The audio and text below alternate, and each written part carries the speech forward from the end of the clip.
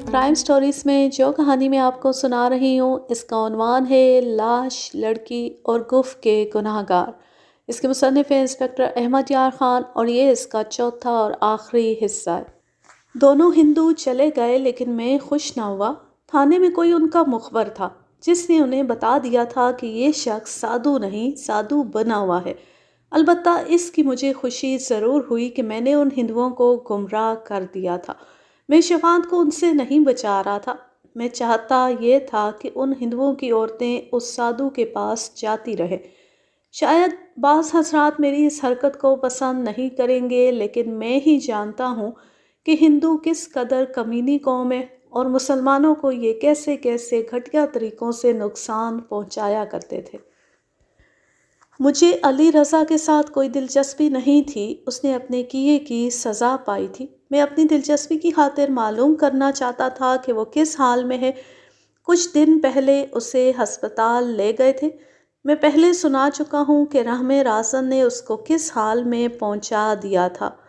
میں ویسے ہی سرکاری ہسپتال چلا گیا۔ ڈاکٹر کے ساتھ گپ شپ لگا کر علی رضا کے متعلق پوچھا۔ ڈاکٹر نے بتایا کہ اس نے علی رضا کو صرف 1 دن اور 1 رات ہسپتال میں رکھا تھا۔ اگلے روز اسے دوائیاں دے کر گھر بھیج دیا تھا۔ ڈاکٹر نے بتایا کہ وہ جس کسی کی قید میں رہا تھا اس نے اسے بالکل بھوکا رکھا تھا۔ علی رضا نے ڈاکٹر کو بتایا کہ اسے صرف پانی پلایا جاتا تھا۔ اسے شک تھا کہ پانی میں کچھ ملا ہوا ہوتا تھا۔ ڈاکٹر نے یہ بھی بتایا کہ اسے اذیتیں دی جاتی رہی، ان سے اس کے دماغ پر بھی اثر پڑا تھا۔ ڈاکٹر کا خیال تھا کہ اس کا دماغ صحیح نہیں ہو سکے گا۔ دن میں 3-4 مرتبہ اسے ایسا دورہ پڑتا تھا کہ کہکے لگاتا تھا، پھر بچوں کی طرح رونے لگتا تھا۔ اس میں کچھ جسمانی نقص بھی پیدا ہو گیا تھا۔ میں جب ہسپتال سے واپس آیا تو نائک زبیر احمد کو تھانے میں آئے 8-10 منٹ ہو گئے تھے۔ میں اسے اپنے دفتر میں لے گیا۔ شادی کب کر رہے ہو زبیر؟ 4 روز بعد۔ دن مقرر ہو گیا ہے؟ آپ کو بلاؤں تو آپ آئیں گے؟ نہیں زبیر، میرا آنا ٹھیک نہیں۔ اور سنو زبیر بھائی، شادی کرو اور مزے سے زندگی بسر کرو۔ کسی کو قتل کی دھمکی دینا جرم ہے۔ کیا وہ سادھو آپ کے پاس شکایت لے کر آیا تھا؟ ہاں، وہ شکایت لے کر آیا تھا۔ وہ تو باقاعدہ رپورٹ درج کرانا چاہتا تھا۔ میں نے اسے بہلا پھسلا کر بھیج دیا تھا۔ اگر میں رپورٹ درج کر لیتا تو میں تم سے ضمانت مانگتا۔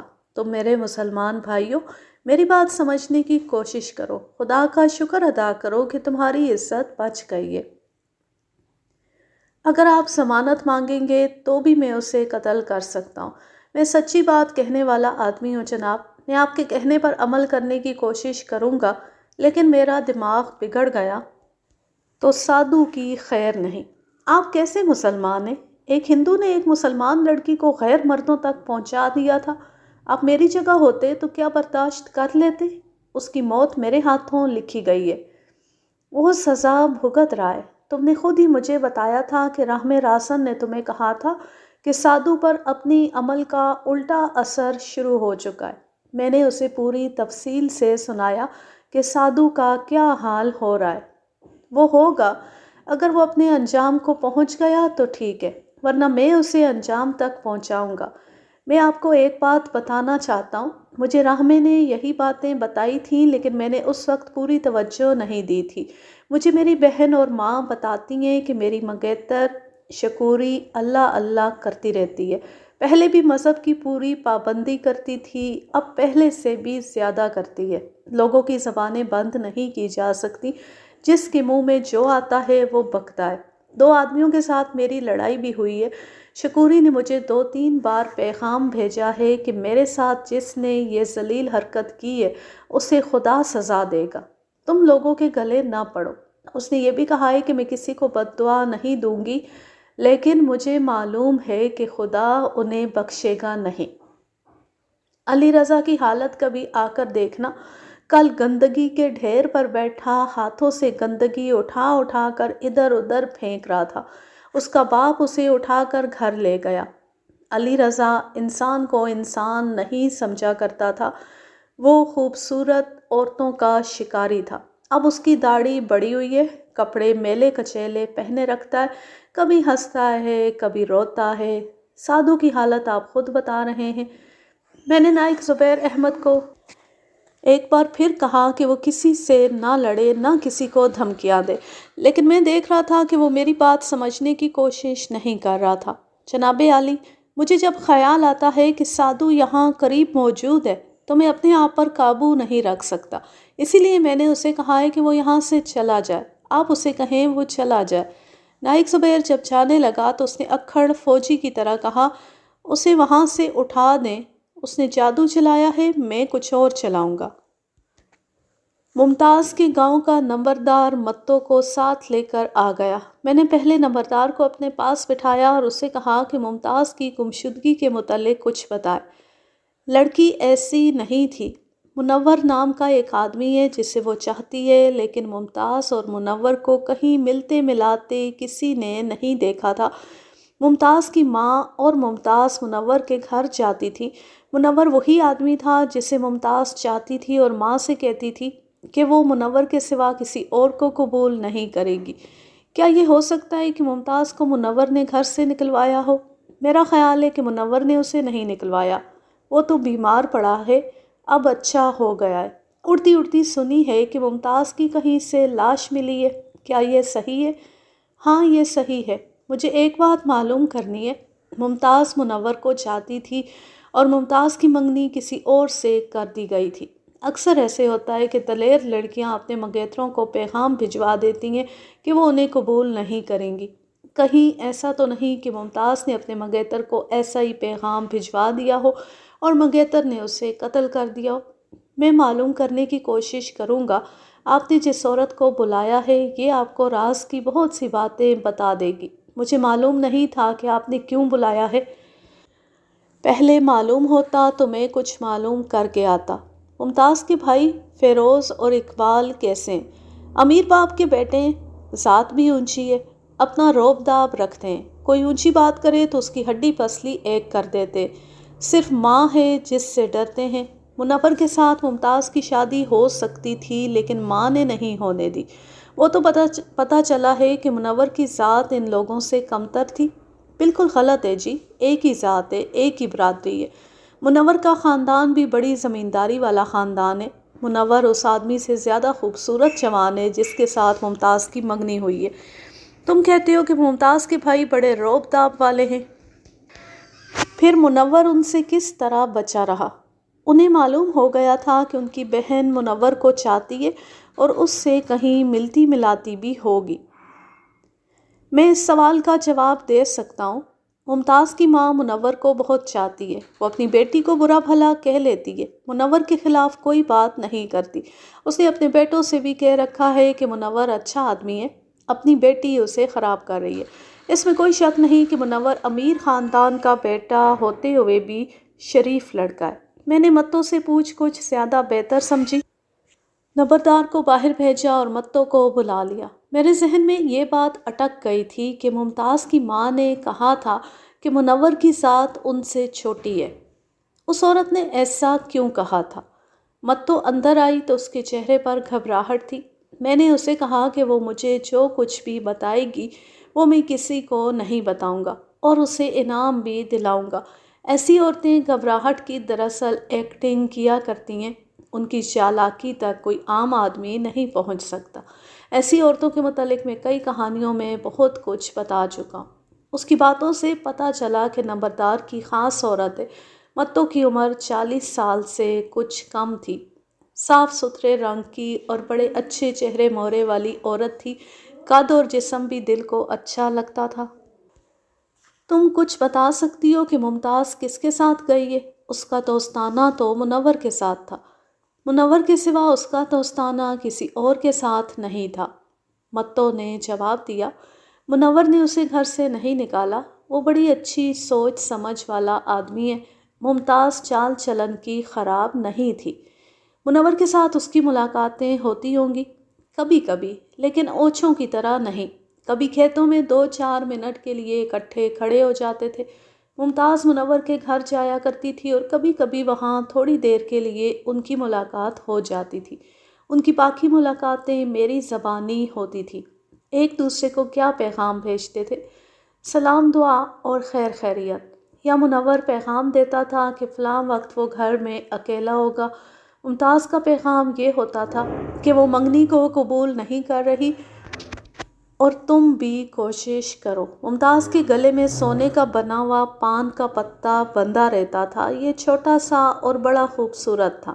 یہ اسے ماں نے بنوا کر دیا تھا۔ ایک روز منور نے یہ پتا ممتاز سے منگوایا تھا، میں ہی لائی تھی۔ منور نے یہ پتا پیر صاحب سے دم کرا کے ممتاز کو واپس کر دیا تھا۔ کہتا تھا کہ اس سے ان کی شادی ہو جائے گی۔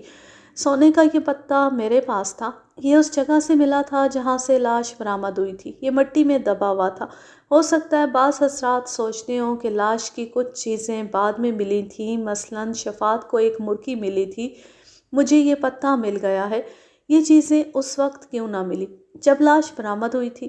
اس سوال کا جواب یہ ہے کہ لاش تیز بارش نے ننگی کی تھی اور اسے گیدڑ، بھیڑیے اور دن کو گدھ گھسیٹتے اور کھاتے رہے تھے۔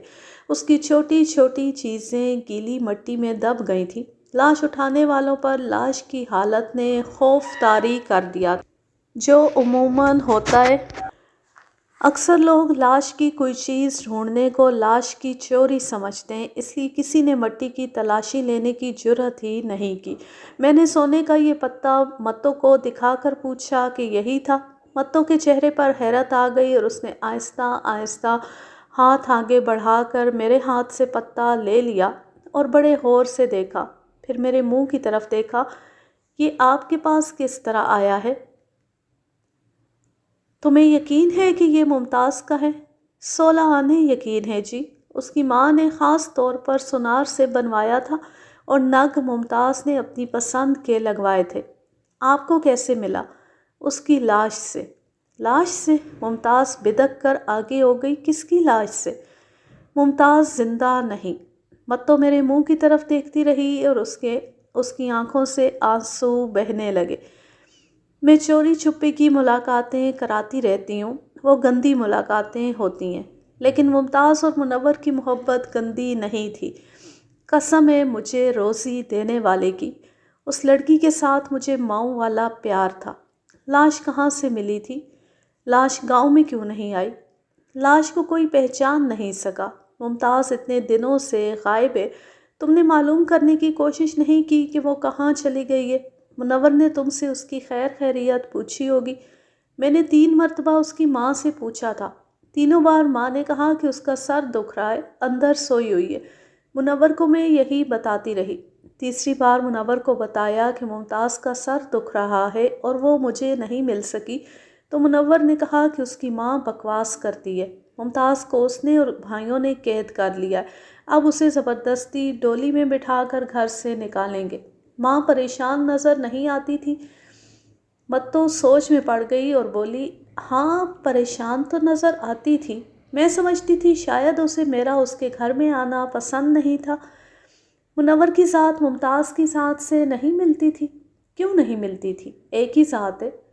متو چپ ہو گئی اور اس کے ہونٹوں پر ایسی مسکراہٹ آ گئی جو کچھ اور ہی قسم کی تھی۔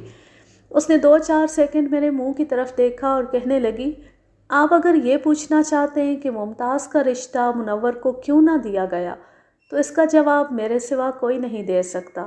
ممتاز کی ماں نے منور کو اپنا در پردہ خاوند بنا رکھا ہے۔ مجھے یوں لگا جیسے متو نے میرے منہ پر تھپڑ جڑ دیا۔ تھانے دار کسی بھی بات پر اس طرح نہیں چونکا کرتے۔ تھانے داروں کے سامنے ایسے ایسے واقعات اور ایسی ایسی وارداتیں آتی ہیں جنہیں پولیس کے سوا کوئی بھی سچ نہیں مان سکتا۔ میں نے اپنی آنکھوں ناقابل یقین واقعات دیکھے، لیکن متو نے جو انکشاف کیا اس نے مجھے ہلا کے رکھ دیا۔ متو، اگر تمہارے دل میں ممتاز کی ماں کے خلاف کوئی دشمنی ہے تو وہ کسی اور طریقے سے پوری کرو۔ مجھے وہ باتیں بتاؤ جو بالکل سچی ہوں۔ میں سچ ہی بول رہی ہوں جناب، یہ راز کسی اور کو معلوم نہیں۔ مجھے اس طرح معلوم ہوا کہ ممتاز کی ماں کا یہ سلسلہ میرے بغیر نہیں چل سکتا تھا۔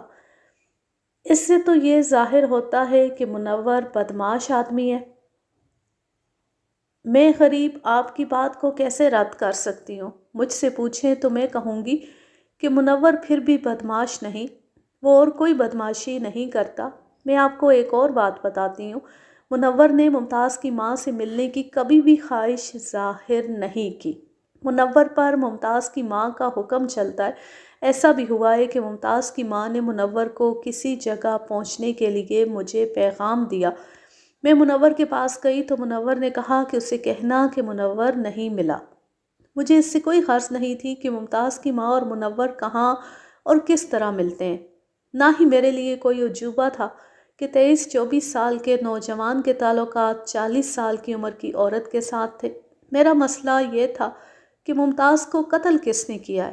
کیا ایسا ہوا ہوگا کہ ممتاز کو اپنی ماں کی کرتوت کا علم ہو گیا اور ممتاز نے ماں کا راز فاش کرنے کی دھمکی دی اور ماں نے ممتاز کو قتل کرا دیا؟ یہ وجہ تھی کہ ماں نے ممتاز کا رشتہ منور کو نہیں دیا تھا۔ ممتاز کے بھائی اتنے منہ زور اور لٹھ باز ہیں کہ منور کو وہ اس بات پر اوندا کر دیتے کہ ان کی بہن اس کی خاطر کسی دوسرے آدمی کی بیوی بننا ہی نہیں چاہتی۔ لیکن ممتاز کی ماں نے اپنے بیٹوں کے دماغ میں ڈال رکھا تھا کہ منور نیک لڑکا ہے۔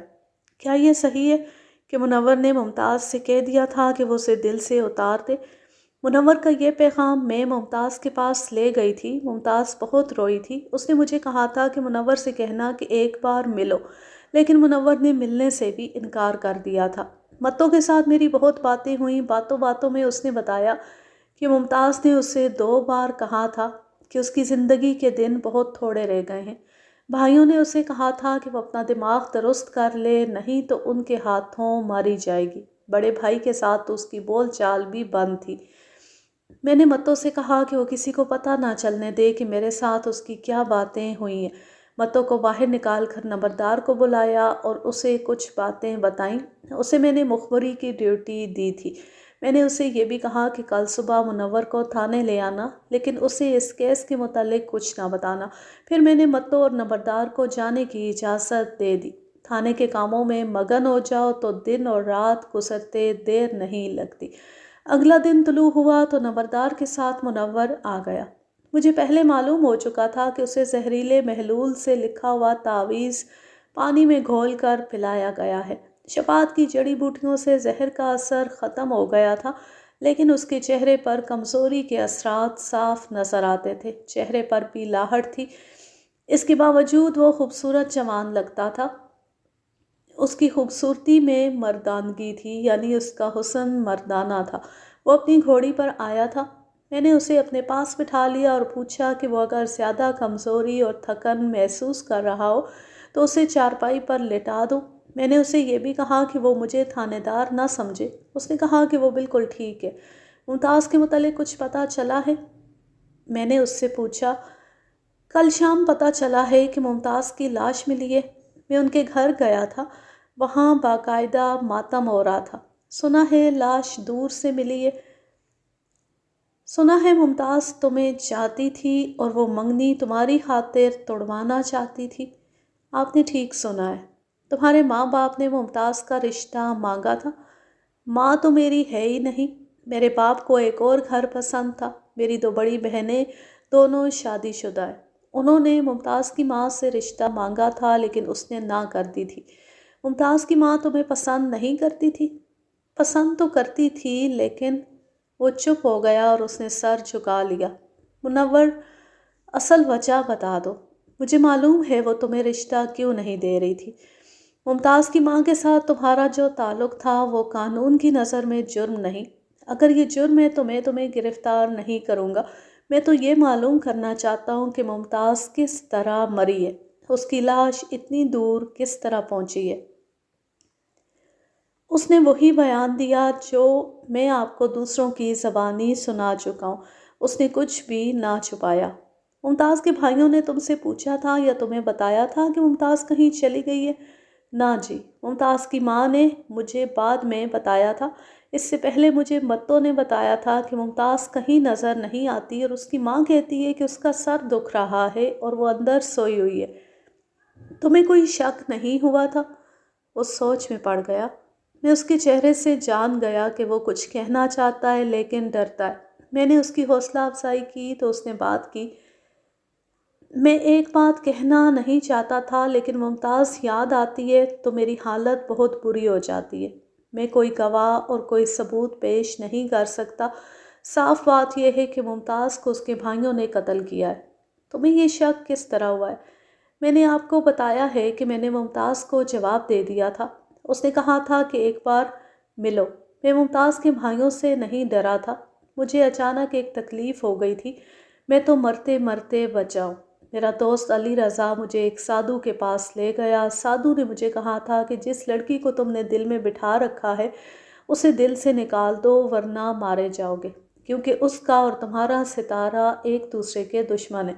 سادھو نے مجھے ایک دوائی دی تھی اور کاغذ پر تعویذ کی طرح کچھ لکھ کر بھی دیا تھا۔ بیماری ایسی تھی جو مجھے اندر سے کھا گئی تھی۔ مجھے معلوم تھا کہ ممتاز تو مجھے مل نہیں سکتی۔ میں نے اسے جواب دے دیا۔ ایک روز ممتاز کی ماں اور اس کا باپ کسی گاؤں شادی پر چلے گئے۔ ممتاز میرے گھر آئی۔ گھر میں صرف نوکرانی تھی۔ ممتاز مجھے یہ کہہ کر چلی گئی کہ رات کو وہ باہر آئے گی اور میں بھی آؤں۔ میں اسے کہہ نہ سکا کہ میں نہیں آؤں گا۔ مجھے جگہ معلوم تھی جہاں اسے آنا تھا۔ میں وہاں چلا گیا۔ میں اسے کہنا چاہتا تھا کہ ہم اپنی اپنی قسمت کو قبول کر لیتے ہیں۔ ممتاز آ گئی۔ وہ روئی زیادہ اور بولی بہت کم۔ اس نے بتایا کہ وہ اپنی ایک سہیلی کے گھر جانے کا بہانہ کر کے آئی ہے۔ اس نے یہ بھی بتایا کہ بڑے بھائی کے ساتھ اس کی بول چال بند ہے۔ آج جب اس کے ماں باپ شادی پر چلے گئے تو بڑے بھائی نے ممتاز سے کہا کہ وہ باز آ جائے، نہیں تو مرنے کے لیے تیار ہو جائے۔ ممتاز نے اسے کہا کہ تم میرے خدا نہیں ہو، میں تمہارا حکم نہیں مانوں گی۔ شام کے بعد وہ اپنے بھائی کو یہ کہہ کر گھر سے نکل آئی کہ فلاں سہیلی کے گھر جا رہی ہے۔ اس نے بھائی سے اجازت نہ لی۔ اس نے 6-7 روز پہلے مجھے کہا تھا، میرا دل کہتا ہے کہ میری زندگی ختم ہو گئی ہے۔ اب آخری ملاقات میں اس نے کہا، میں بھائی کو للکار کر آئی ہوں، تو میرے بھائیوں کو جانتے ہو۔ اگر انہیں پتہ چل گیا کہ میں سہیلی کے گھر نہیں گئی تو صبح تم مجھے زندہ نہیں دیکھو گے۔ اگر میری لاش گاؤں سے باہر کہیں پڑی ہوئی ملی تو سب کو بتا دینا کہ اسے اس کے بھائیوں نے قتل کیا ہے۔ پھر اس نے دوسری باتیں شروع کر دی۔ وہ مجھے بار بار کہتی تھی کہ میں کسی پیر، کسی عامل یا پہنچ والے کسی بزرگ کے پاس جاؤں اور کوئی ایسا تعویذ لاؤں جس کے اثر سے میری منگنی ٹوٹ جائے اور میرا رشتہ تمہیں مل جائے۔ اس نے میری بیماری دیکھی تھی۔ وہ مجھے دیکھنے اپنی ماں کے ساتھ آئی تھی۔ مجھے دیکھ کر اس کی آنکھوں میں آنسو آ جاتے تھے۔ اب وہ مجھے آخری بار ملنے آئی تو پھر اس نے یہی بات کہی کہ میں کسی بزرگ سے کوئی عمل کراؤں۔ میں نے اپنے پیر صاحب سے اسے ایک چیز دم کرا کے دی تھی۔ یہ تھی وہ چیز۔ میں نے سونے کا بنا ہوا پان کا چھوٹا سا پتا اسے دکھا کر پوچھا، بالکل یہی، یہ آپ کو اس کی لاش سے ملا ہوگا۔ اب آخری بار میں نے اسے بتایا کہ میں ایک سادھو کے پاس گیا تھا جو الٹا عمل بھی کرتا ہے اور غیب کے بھید بتا دیتا ہے۔ اس نے مجھے بتایا کہ مجھ پر یہ بیماری اس لیے آئی ہے کہ میں نے ایک ایسی لڑکی کو دل میں بٹھا لیا جس کا ستارہ میرے ستارے کا دشمن ہے۔ اس نے مجھے کہا کہ اس لڑکی کو جواب دے دو تو فوراً ٹھیک ہو جاؤ گے۔ میں نے دل میں کہا کہ میرا ممتاز کے ساتھ کوئی تعلق نہیں۔ سادھو نے مجھے ایک تعویذ دیا اور کچھ کھانے کو بھی دیا۔ اب دیکھ لو، میں اپنے پاؤں پر یہاں تک آ گیا ہوں اور میرے اندر کی جلن بالکل ختم ہو گئی ہے۔ وہ بہت روئی۔ مجھے بہت افسوس ہو رہا تھا لیکن میرے دل میں سادھو نے ڈر پیدا کر دیا تھا۔ میں نے ممتاز سے کہا کہ وہ چلی جائے۔ اس نے میرا چہرہ اپنے ہاتھوں میں تھام کر اپنے قریب کر لیا اور سسک کر بولی، میرا دل کہہ رہا ہے کہ آج کے بعد میں تمہیں نہیں دیکھ سکوں گی۔ میں آپ کو سچ بتا رہا ہوں کہ میں بالکل یہی الفاظ اسے کہنے لگا تھا کہ آج رات ہم دونوں میں سے کسی ایک کی آخری رات ہے۔ میں ڈرنے والا شخص نہیں ہوں جناب، لیکن میرے دل پر خوف بیٹھ گیا تھا۔ میں نے ممتاز کو اپنے ساتھ لگا لیا۔ اس وقت میرا دل بالکل پاک تھا۔ مجھے ایسا لگتا تھا جیسے یہ لڑکی معصوم سی بچی ہے اور ماں باپ سے بچھڑ کر اکیلی روتی پھر رہی ہے۔ اگر مجھے ذرا سا بھی اشارہ مل جاتا تو خدا کی قسم میں ممتاز کو اپنے گھر لے جاتا اور اپنے باپ کی 2 نالی بندوق بھر کر باہر کھڑا ہو جاتا اور ممتاز کے بھائیوں کو للکار کر کہتا کہ آؤ، ہمت ہے تو اپنی بہن کو لے جاؤ۔ منور کو ہچکی آ گئی اور اس کی آنکھوں سے آنسو بہنے لگے۔ میں نے اپنی بعض کہانیوں میں آپ کو بتایا ہے کہ میری ڈائری میں وارداتوں اور تفتیشوں کے اشارے اور تاریخیں لکھی ہیں۔ ان سے مجھے وہ سارا کیس یاد آ جاتا ہے جو میں لکھنا چاہتا ہوں۔ بعض ملزموں، مشتبہوں اور گواہوں کے چہرے اور الفاظ مجھے ذہن پر زور دے کر یاد کرنے پڑتے ہیں، لیکن کچھ انسان ایسے ہیں کہ آج تک ان کے چہرے اور الفاظ میرے ذہن پر نقش ہیں۔ ایسے لگتا ہے جیسے وہ میرے سامنے بیٹھے اب بھی بول رہے ہیں۔ منور ان میں سے ایک ہے۔ ایسے پتہ چلتا تھا جیسے وہ آج بھی مجھے یہ بیان دے رہا ہے۔ مجھے یوں محسوس ہو رہا ہے جیسے آج میرا قلم نہیں، منور کی زبان چل رہی ہے، اور میں لکھ نہیں رہا بلکہ سن رہا ہوں۔ میں اس کا بیان صاف اردو میں سنا رہا ہوں۔ وہ اپنی دیہاتی پنجابی میں بول رہا تھا۔ اس کے الفاظ میں سادگی اور جذبات کی چاشنی تھی۔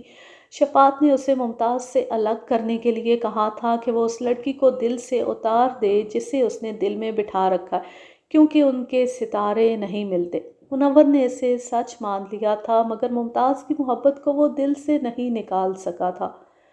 اگر ممتاز کے ساتھ اس کے تعلقات ناجائز ہوتے تو وہ اتنا جذباتی نہ ہوتا۔ وہ کہتا تم نہیں اور صحیح۔ ان کی محبت پاک تھی، اس لیے آخری ملاقات کو یاد کر کے اس کے آنسو نکل آئے تھے۔ میں نے اس کے ساتھ اپنا رویہ اس طرح کر لیا جیسے میں اس کا ہمجولی اور ہمراز ہوں۔ مجھے یہ بھی نظر آنے لگا تھا کہ اس شخص سے مجھے کوئی ایسا اشارہ مل جائے گا جو مجھے ممتاز کی موت کا راز بتا دے گا۔ ممتاز کے ساتھ آخری ملاقات کی رودات سناتے ہوئے منور نے کہا، میں نے اسے اپنے ساتھ تو لگا لیا، لیکن میں اسے کہہ رہا تھا کہ وہ چلی جائے۔ اس کے ساتھ اتنی لمبی ملاقات کبھی نہیں ہوئی تھی۔ وہ پاک اور صاف چال چلن کی لڑکی تھی۔ وہ اس قسم کی ملاقاتوں کو پسند نہیں کرتی تھی۔ وہ چلی گئی، میں وہیں کھڑا رہا۔ وہ جب دور چلی گئی تو میں اپنے گھر کی طرف چل پڑا۔ میں قریبی راستے کی بجائے ذرا لمبے راستے سے گیا۔ یہ راستہ ممتاز کے گھر کے قریب سے گزرتا تھا۔ چاندنی پھیکی سی تھی۔ میں ممتاز کے گھر کے قریب گلی کا موڑ مڑا تو میں رک گیا۔ مجھے ممتاز نظر آ گئی۔ وہ اکیلی نہیں تھی، اس کے سامنے اس کا بھائی کھڑا تھا۔ میں نے نکڑ کی اوٹ سے دیکھا، ممتاز کا چھوٹا بھائی بھی باہر آ گیا۔ ان کی ماں اور باپ دوسرے گاؤں گئے ہوئے تھے۔ بھائی بڑی دھیمی آواز میں بول رہے تھے۔ ممتاز کی آواز ان سے اونچی ہو گئی۔ اس نے کہا، میں نے کہا ہے کہ دل گھبرا رہا تھا، اس لیے میں اکیلی کھیتوں کی طرف نکل گئی تھی۔ میں اکیلی تھی۔ بھائیوں نے معلوم نہیں اسے کیا کہا تو وہ بولی، ہاں مار دو، میں تو مر ہی جانا چاہتی ہوں۔ مجھے زندہ رہنے دو گے تو گھر سے چلی جاؤں گی۔ دونوں بھائیوں نے اسے پکڑ لیا اور اندر لے گئے۔ میں وہاں سے چل پڑا۔ میری حالت بہت بری تھی، غصہ بے قابو ہو رہا تھا۔ برادری کا معاملہ تھا، ورنہ میں ممتاز کے ساتھ یہ سلوک نہ ہونے دیتا۔ میں آپ کو یہ بات نہیں بتانا چاہتا تھا۔ میں نے سوچا تھا کہ بھائیوں نے اگر اپنی بہن کو قتل کر دیا ہے تو اچھا کیا ہے۔ ان کی جگہ میں ہوتا تو شاید میں بھی ایسے ہی کرتا۔ اتنے اونچے خاندان کی لڑکی کہہ دے کہ جس کے ساتھ اس کی منگنی کی گئی ہے اسے وہ قبول نہیں کرتی، تو آپ سوچیں کہ دوسری ذاتوں، کمین ذاتوں اور ہندوؤں اور سکھوں کے سامنے اس خاندان کی عزت کیا رہ جاتی۔ لیکن ممتاز کی باتیں سناتے سناتے میرے دل کا حال کچھ اور ہو گیا۔ مجھے اپنی زبان پر قابو نہیں رہا۔ میں نے پہلے آپ کو ایک دو باتیں صحیح نہیں بتائیں۔ آپ نے پوچھا تھا کہ ممتاز کے بھائیوں اور اس کی ماں نے مجھ سے ممتاز کے متعلق پوچھا تھا۔ میں نے آپ کو جواب دیا تھا کہ انہوں نے مجھ سے نہیں پوچھا تھا، انہوں نے مجھ سے پوچھا تھا۔ آخری ملاقات کے اگلے روز ممتاز کا بڑا بھائی میرے گھر آیا اور اس نے مجھ سے پوچھا، ممتاز یہاں تو نہیں آئی؟ میں نے کہا، یہاں اس کا کیا کام ہے؟ یہاں نہیں آئی؟ کیوں، کیا بات ہے؟ کچھ سمجھ میں نہیں آتی منور، وہ تو رات سے غائب ہے۔ مجھے رات کی بات یاد آ گئی اور ممتاز کی باتیں جو اس نے بھائیوں سے کہی تھیں یاد آئیں۔ بھائی اسے پکڑ کر لے گئے تھے۔ ممتاز کا بڑا بھائی فیروز تو خدا کو بھی پلے نہیں باندھتا۔ اب وہ مجھ سے پوچھ رہا تھا کہ ممتاز یہاں تو نہیں آئی۔ میں بھی اسی برادری کا جوان ہوں۔ مجھے طیش آ گئی۔ میں نے فیروز کی آنکھوں میں آنکھیں ڈال کر کہا، مجھ سے پوچھتے ہو فیروز؟ میں دراصل اسے کہنا چاہتا تھا کہ ممتاز تمہارے سلوک سے بھاگی ہے۔ بھائیوں نے رات کو اسے مارا پیٹا ہوگا۔ فیروز بڑا دلیر آدمی ہے، لیکن اس کی نظریں جھک گئیں جیسے میں نے اس کی چوری پکڑ لی ہو۔ وہ کھسیانہ سا ہو کر چلا گیا۔ شام کو اس کی ماں آ گئی۔ اس نے بتایا کہ ان کی غیر حاضری میں ممتاز کہیں چلی گئی ہے۔ میں نے کہا کہ اپنے بیٹوں سے پوچھو، تھانے جاؤ۔ اس نے کہا وہ کہتے ہیں تھانے نہیں جائیں گے۔ معلوم نہیں جناب میرے منہ سے یہ الفاظ کیوں نکل گئے۔ ممتاز نے کوئی گناہ نہیں کیا تھا۔ اس کا خدا تمہارے بیٹوں کو ایک نہ ایک دن تھانے پہنچائے گا۔ ممتاز کی ماں کو یہ بات بری لگی۔ میرے دماغ پر معلوم نہیں کیا بھوت سوار تھا۔ میں نے کہا تمہارے بیٹوں کے سوا کوئی اور نہیں بتا سکتا کہ تمہاری بیٹی کہاں ہے۔ اس نے معلوم نہیں کیا کہا۔ میں نے کہا میرا تیرا تعلق ختم ہے، آج کے بعد میرے گھر میں قدم نہ رکھنا۔ وہ چلی گئی۔ میں نے 2-3 بار متوں کو ممتاز کے گھر بھیجا کہ ویسی وہاں جائے اور دیکھے کہ ممتاز گھر ہے یا نہیں۔ ممتاز گھر نہیں تھی۔ ماں نے جھوٹ بولا تھا کہ ممتاز کا سر دکھ رہا ہے اور وہ اندر سوئی ہوئی ہے۔ میں نے آپ کو پہلے یہ باتیں ذرا بدل کر سنائی تھیں، اب جو کہہ رہا ہوں یہ بالکل سچ ہے۔ یہ بھی تو ہو سکتا ہے کہ ممتاز نے خودکشی کی ہو۔ نہ اس کا کوئی ثبوت ہے کہ اس نے خودکشی کی ہے، نہ اس کا کوئی ثبوت ہے کہ اسے بھائیوں نے قتل کیا۔ میں نے آپ کو بتایا کہ ممتاز کے لاپتہ ہونے سے پہلے کیا ہوا تھا۔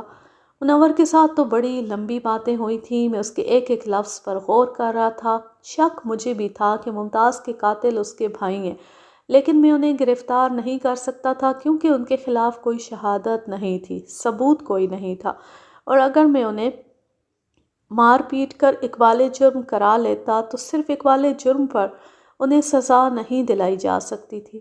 اس کے باوجود میں انہیں چھوڑنا نہیں چاہتا تھا۔ میں نے منور کے ساتھ باتیں کرتے کرتے فیصلہ کر لیا کہ ممتاز کے بھائیوں پر براہ راست حملہ نہیں کروں گا، بلکہ ذرا لمبا اور گول راستہ اختیار کروں گا۔ باتوں باتوں میں ممتاز کی ماں کا پھر ذکر آیا تو میں نے منور سے پوچھا کہ یہ عورت کیسی ہے اور اس نے ممتاز کا رشتہ اسے کیوں نہیں دیا۔ منور نے آہ بھری، پھر سر جھکا لیا۔ مجھے متوں نے بتایا تھا کہ ممتاز کی ماں نے منور کے ساتھ ناجائز تعلق قائم کر رکھا ہے۔ میں دیکھ رہا تھا کہ منور اپنی زبان سے اس کی تصدیق کرتا ہے یا نہیں۔ کیا یہ بھی مجھے بتانا پڑے گا؟ اس نے ہونٹوں پر پھیکی سی مسکراہٹ لا کر کہا، چلیں یہ بھی سن لیں۔ ممتاز کی اور میری محبت 4 سال پرانی ہے۔ ممتاز کی ماں کو آپ نے شاید دیکھا ہو، بہت خوبصورت عورت ہے۔ ممتاز کی ماں ہونے کی وجہ سے مجھے وہ اور زیادہ خوبصورت لگتی تھی۔ میں 7-8 سال کا تھا جب میری ماں مر گئی تھی۔ میری دونوں بہنیں مجھ سے بڑی ہیں۔ انہوں نے مجھے بہت پیار دیا، لیکن ماں کی جگہ بہن پوری نہیں کر سکتی۔ 2 سال بعد میرے والد صاحب نے دوسری شادی کر لی اور 1 سال بعد اسے طلاق دے دی۔ یہ عورت مجھے اور میری بہنوں کو پیار دینے کی بجائے ہمارے ساتھ غیروں جیسا سلوک کرتی تھی۔ میرے والد صاحب نے اس سے کہا کہ میں تمہیں اپنی اولاد پر حکم چلانے کے لیے نہیں لایا۔ اس نے کوئی الٹی سیدھی بات کہہ دی۔ میرے والد صاحب برداشت کرنے والے آدمی نہیں، انہوں نے اسے طلاق دے دی۔ میں ماں کے پیار کو ترس رہا تھا۔ نوجوانی میں میرے اور ممتاز کے دل میں ایک دوسرے کی محبت پیدا ہو گئی تو میں ممتاز کے گھر جانے لگا۔ ممتاز کے بھائیوں کے ساتھ میری دوستی تھی۔ میں ان کے بہانے ممتاز کو دیکھنے جایا کرتا تھا۔ ممتاز کی ماں میرے ساتھ بہت پیار کرتی تھی۔ مجھے اسی پیار کی ضرورت تھی۔ یہ ماں کا پیار تھا جو ممتاز کی محبت سے زیادہ اچھا لگتا تھا۔ میں پوری طرح جوان ہو گیا تو بھی ممتاز کی ماں میرے ساتھ پہلے کی طرح پیار کرتی رہی۔ بے شک وہ خوبصورت عورت ہے اور جوان اولاد کی ماں ہوتے ہوئے بھی جوان لگتی ہے، لیکن میں اس کے پیار کو ماں کا پیار سمجھتا تھا۔ ایک روز میں ان کے گھر گیا تو ممتاز کی ماں اکیلی تھی۔ ممتاز ایک سہیلی کے گھر چلی گئی تھی۔ اس کی ماں مجھے اندر بٹھا کر میرے پاس بیٹھ گئی اور میرے سر کو اپنے سینے سے لگا لیا۔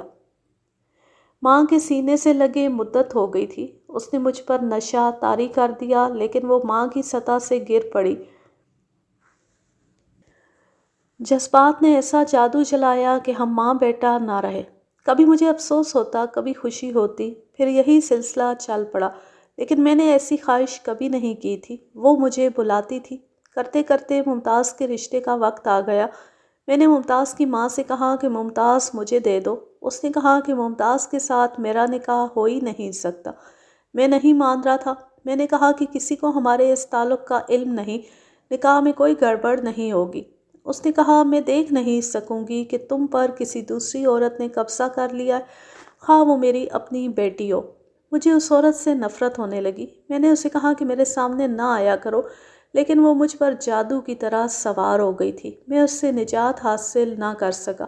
اس سے مجھے صرف یہ فائدہ ہوا کہ اس عورت نے اپنے بیٹوں پر ظاہر نہ ہونے دیا کہ میں ممتاز کو چاہتا ہوں۔ انہیں بہت بعد میں میری اور ممتاز کی محبت کا علم ہوا تھا، لیکن ماں نے انہیں بتایا تھا کہ منور بڑا شریف آدمی ہے، یہ ممتاز ہے جو منور کے پیچھے پڑی ہوئی ہے۔ کیا تم نے محسوس کیا تھا کہ ممتاز کی ماں کے دل میں ممتاز کی رقابت ہے؟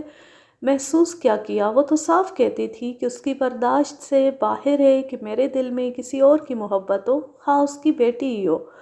اس عورت نے کسی اور کو بھی درپردہ دوست بنا رکھا ہوگا؟ نہیں، یہ میں یقین کے ساتھ کہہ سکتا ہوں کہ وہ ایسی عورت نہیں۔ دراصل اس کا خاوند بڑا ڈھیلا اور مردہ سا آدمی ہے، فضول باتیں کر کے ہر کسی پر اپنا رعب جمانے کی کوشش کرتا ہے۔ ممتاز کی ماں نے مجھے بتایا تھا کہ اس شخص کے پاس کھوکھلے رعب کے سوا کچھ بھی نہیں۔ کیا یہ شک کیا جا سکتا ہے کہ ممتاز اگر قتل ہوئی ہے تو اس میں اس کی ماں بھی شامل ہوگی؟ نہیں، وہ ایسی بدمعاش عورت نہیں۔ اگر وہ ایسی ہوتی تو اپنے خاوند کو کب کا ٹھکانے لگا چکی ہوتی۔ 4-5 مرتبہ وہ تنہائی میں میرے آگے رو پڑی اور کہنے لگی کہ مجبور ہو کر تمہارے ساتھ یہ کھیل کھیل لیتی ہوں، لیکن بعد میں اپنے آپ پر لعنت بھیجتی ہوں۔ پھر بھی جب دیکھتی ہوں کہ تمہارا دل کسی اور عورت کے ساتھ ہے تو مجھے غصہ آ جاتا ہے، اور دل میں اس کے سوا کچھ نہیں آتا کہ تمہیں اپنے سینے میں ڈال کر چھپا لوں۔ تھانے دار اس طرح بیان نہیں لیا کرتے جس طرح میں لے رہا تھا۔ جذباتی باتوں کے ساتھ میرا کوئی تعلق نہیں ہونا چاہیے تھا۔ یہ تو میں نے کہانی پڑھنے والوں کی دلچسپی کے لیے منور کے بیان کا یہ حصہ بھی لکھ دیا ہے۔ میں آپ کو یہ بتانا چاہتا ہوں کہ انسانی فطرت جب پیاسی ہوتی ہے تو کس سطح تک پہنچ جاتی ہے۔ منور کو ممتاز کی ماں جو اچھی لگتی تھی، یہ ایک نفسیاتی معاملہ تھا۔ اسے اس عورت کے پیار میں ماں نظر آتی تھی۔ نفسیات کی روح سے ماں کے پیار کا پیاسا آدمی اگر ناجائز دوستی کا خواہش مند ہوگا تو اپنے سے بڑی عورت کو پسند کرے گا۔ دیکھو منور، تم گاؤں چلے جاؤ، وہاں بہت سے لوگوں کو پتہ چل چکا ہوگا کہ تمہیں تھانے بلایا گیا تھا۔ وہ تم سے پوچھیں گے، ممتاز کی ماں اور اس کے بھائی تو ضرور پوچھیں گے۔ انہیں گول مول سا جواب دے دینا، میرے تمہارے درمیان جو باتیں ہوئی ہیں یہ کسی کو نہ بتانا۔ تم عقل والے جوان ہو، اپنے طور پر جاسوسی کرنا، کوئی اشارہ مل جائے تو اسی وقت تھانے آ جانا۔ منور چلا گیا اور وہ دن گزر گیا۔ اگلا روز بھی دوسرے کاموں میں گزر گیا۔ شام کو شفاعت کا ایک چیلا آ گیا۔ اسے معلوم نہیں تھا کہ مجھے معلوم ہے کہ یہ شخص شفاعت ہے، سادھو نہیں۔ یہ چیلا شریف آدمی نہیں تھا، شفاعت کے گروہ کا آدمی تھا۔ اس کا حال حلیہ سادھوؤں والا تھا۔ اس نے سر استرے سے صاف کرا رکھا تھا اور ماتھے پر 2-3 رنگوں کی لکیریں ڈالی ہوئی تھی۔ جوگیا رنگ کے سادھوؤں جیسے کپڑے پہن رکھے تھے، گھٹنوں کے نیچے ٹانگیں ننگی تھیں۔ جوان آدمی تھا۔ گرو مہاراج نے بھیجا ہے، وہ بہت بری تکلیف میں ہے۔ میں گرو مہاراج کی کیا مدد کر سکتا ہوں؟ انہیں اگر کوئی آدمی پریشان کرتے ہیں تو مجھے بتاؤ، کیا تکلیف ہے انہیں؟ اس نے وہی تکلیف بتائی جو شفاعت مجھے پہلے بتا چکا تھا، لیکن اب اس کی حالت اور زیادہ بگڑ گئی تھی۔ چیلے کی رپورٹ یہ تھی، شام کے بعد اس کی کیفیت یہ ہو جاتی تھی کہ بیٹھے بیٹھے اٹھ کھڑا ہوتا، خنجر نکال لیتا اور للکارنے لگتا، آؤ قریب آؤ میرے، اور وہ ایک جگہ کھڑا ہر طرف دیکھتا اور گھومتا رہتا تھا۔ چیلے اس سے پوچھتے تھے کہ اسے کیا نظر آ رہا ہے، وہ کہتا تھا کہ جن اور چڑیلے ہیں۔ یہ کیفیت زیادہ دیر نہیں رہتی تھی، لیکن اگلا دورہ پچھلے دورے سے زیادہ شدید ہوتا تھا۔ 2 راتوں سے اس کی حالت یہ ہو گئی کہ دونوں راتیں وہ 2-3 بار اٹھا اور واہی تباہی بکتا گف سے باہر دوڑتا گیا۔ چیلے بھی جاگ اٹھے اور باہر کو دوڑے گئے۔ اپنے گرو مہاراج کو دیکھا، وہ ہوا میں ادھر ادھر خنجر مار رہا تھا۔ چیلوں نے اسے پکڑ لیا اور اندر لے گئے۔ دن کے وقت وہ بالکل ٹھیک رہتا تھا۔ اس کے پاس ہندو آتے رہتے تھے، عورتیں زیادہ آتی تھیں۔ مجھے معلوم تھا کہ یہ چیلا بہروپیہ ہے اور پکا بدمعاش، لیکن میں نے اسے نہ جتایا۔ اس کے ساتھ باتیں ہوتی رہیں، میں نے اس سے بہت کچھ پوچھا۔ اس نے بتایا کہ علی رضا 2 دنوں سے شفاعت کے پاس آ رہا ہے۔ علی رضا کے بارے میں بتا چکا ہوں کہ وہ نیم پاگل ہو چکا تھا، یا یوں کہہ لیں کہ اسے پاگل پن کا دورہ دن رات میں 3-4 بار پڑتا تھا۔ وہ کہکے لگاتا تھا یا روتا تھا۔ علی رضا گرو مہاراج سے کہتا ہے کہ مجھے ٹھیک کرو۔ گرو مہاراج نے اسے کہا ہے کہ میں خود نہ جانے کس مصیبت میں گرفتار ہوں، تمہیں کس طرح ٹھیک کر سکتا ہوں؟ علی رضا کہتا ہے میری یہ حالت تمہاری وجہ سے ہوئی ہے، تم ہی میری حالت ٹھیک کر سکتے ہو۔ کل علی رضا پھر آ گیا اور گرو مہاراج کے ساتھ اس نے بڑی ہی بدتمیزی سے باتیں کی۔ مہاراج کی طبیعت ٹھیک نہیں تھی۔ چیلوں نے علی رضا کو دھکے دے کر گفت سے نکال دیا۔ مجھے تو معلوم تھا کہ علی رضا اس حالت کو کس طرح پہنچا تھا اور علی رضا نے شفاعت سے کیا کام کرایا تھا، لیکن میں نے انجان بن کر اس چیلے سے پوچھا کہ علی رضا نے گرو مہاراج سے یہ کیوں کہا تھا کہ اس کی یہ حالت گرو مہاراج کی وجہ سے ہوئی ہے؟